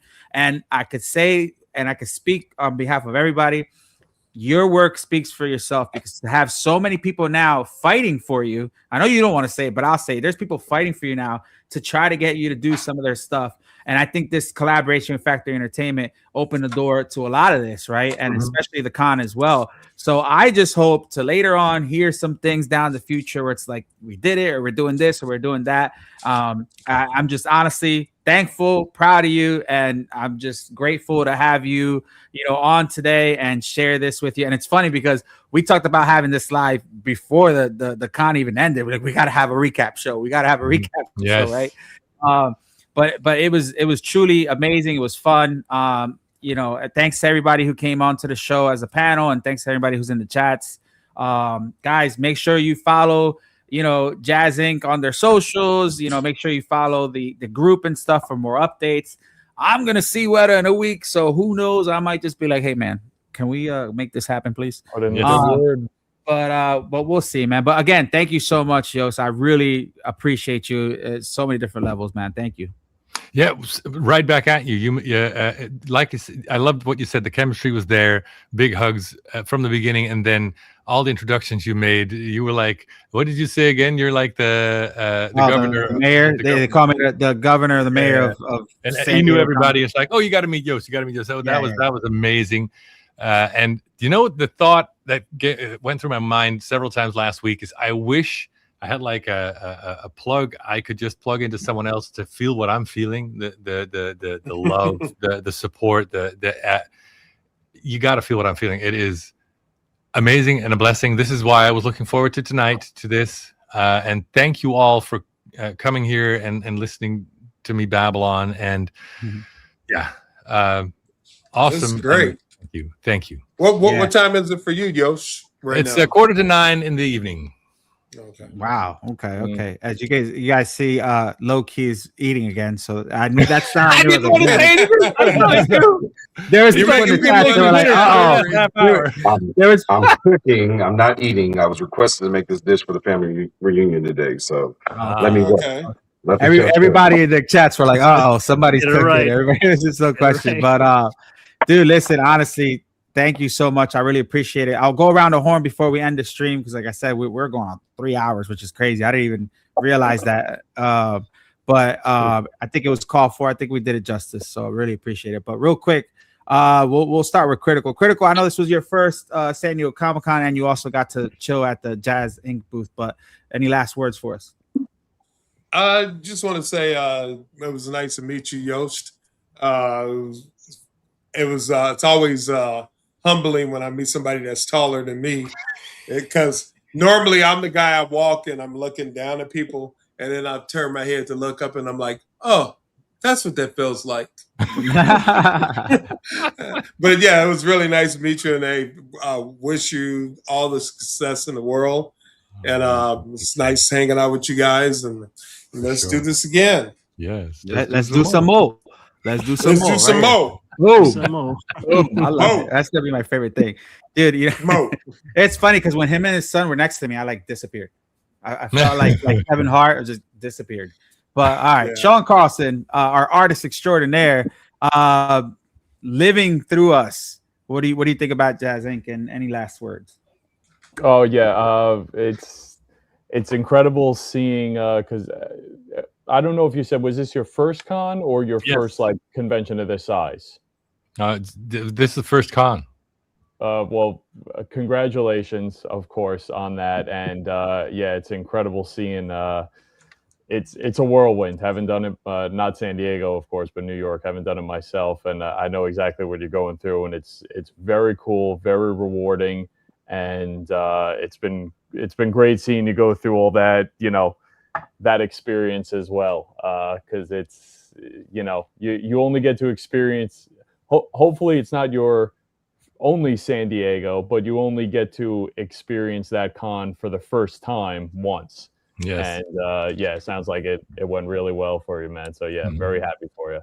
Looking forward to the Weta stuff as a big Lord of the Rings. Big Lord of the Rings fan. Would love to see some cool stuff for that. Hey, and if you ever, he's gonna hate me. If you ever start doing any art prints or anything for your stuff, Sean is the man. We gotta show you his stuff. He did a whole Lord of the Rings art print that was freaking amazing. That had the con, and he just did a variant cover for Invincible. So shout out to Battle Beast. Battle Beast. Yeah. So you Yeah, got That's nice. all right, Send us Philly, some of your you're up. stuff. I want to see it. Oh yeah, there you go. I'll send you some of the stuff. Yeah, He's absolutely, man. really good. Really, really good. Up, just ordered. Batwing will look awesome next time. Boom! Oh, There nice. you Thank go. you so Let's much, go. I David. love to hear it. Let's freaking Congratulations. go. All right, Philly, you're up, bud. All right. Well, shout out to you, Miguel, for obviously being a wonderful host and for the invitation. you, bro. And Thank it was hella fun. San Diego Comic-Con, man. One for the books for sure. And it's gonna be hard to top next year, but we'll see. But it was great to finally meet you in person, Joost. I know we've been friends for a while, and I've been your customer for a long time, but it was finally to get to see you and give you a big hug and say thank you for what you do and your beautiful family. So I'm looking forward and I'm excited to the stuff what's coming. I can't wait. And I wish you nothing but success. And obviously you got a diehard fan and enjoy the amazing positive feedback you're getting. But also there's one more thing too. Enjoy the crickets, the sounds of the crickets. And that's because all the naysayers, they have nothing else to say. So they can't though. That's the great part is that they can't. Yeah. So I love it. I love it. So thank you very much. Mic drop moment. Yeah. I love it. There I you love go. it. Yeah, Metal thank you, Elf, man. You're up. Tell us your thoughts. I know you've been sitting there quietly checking out the amazing stuff Jazzinc has. What are your thoughts? Well, first off, thanks Miguel for having me back. It was good to see you guys. I haven't been here in a little bit. Second, it's a pleasure to have you here, Joost. I can see how passionate you are and the joy on your face. To live through you guys vicariously, to see all the cool stuff you're making and the experience you had was a joy. Hopefully one day I'm fortunate enough to make it myself, but it was really cool, this conversation. Great stream.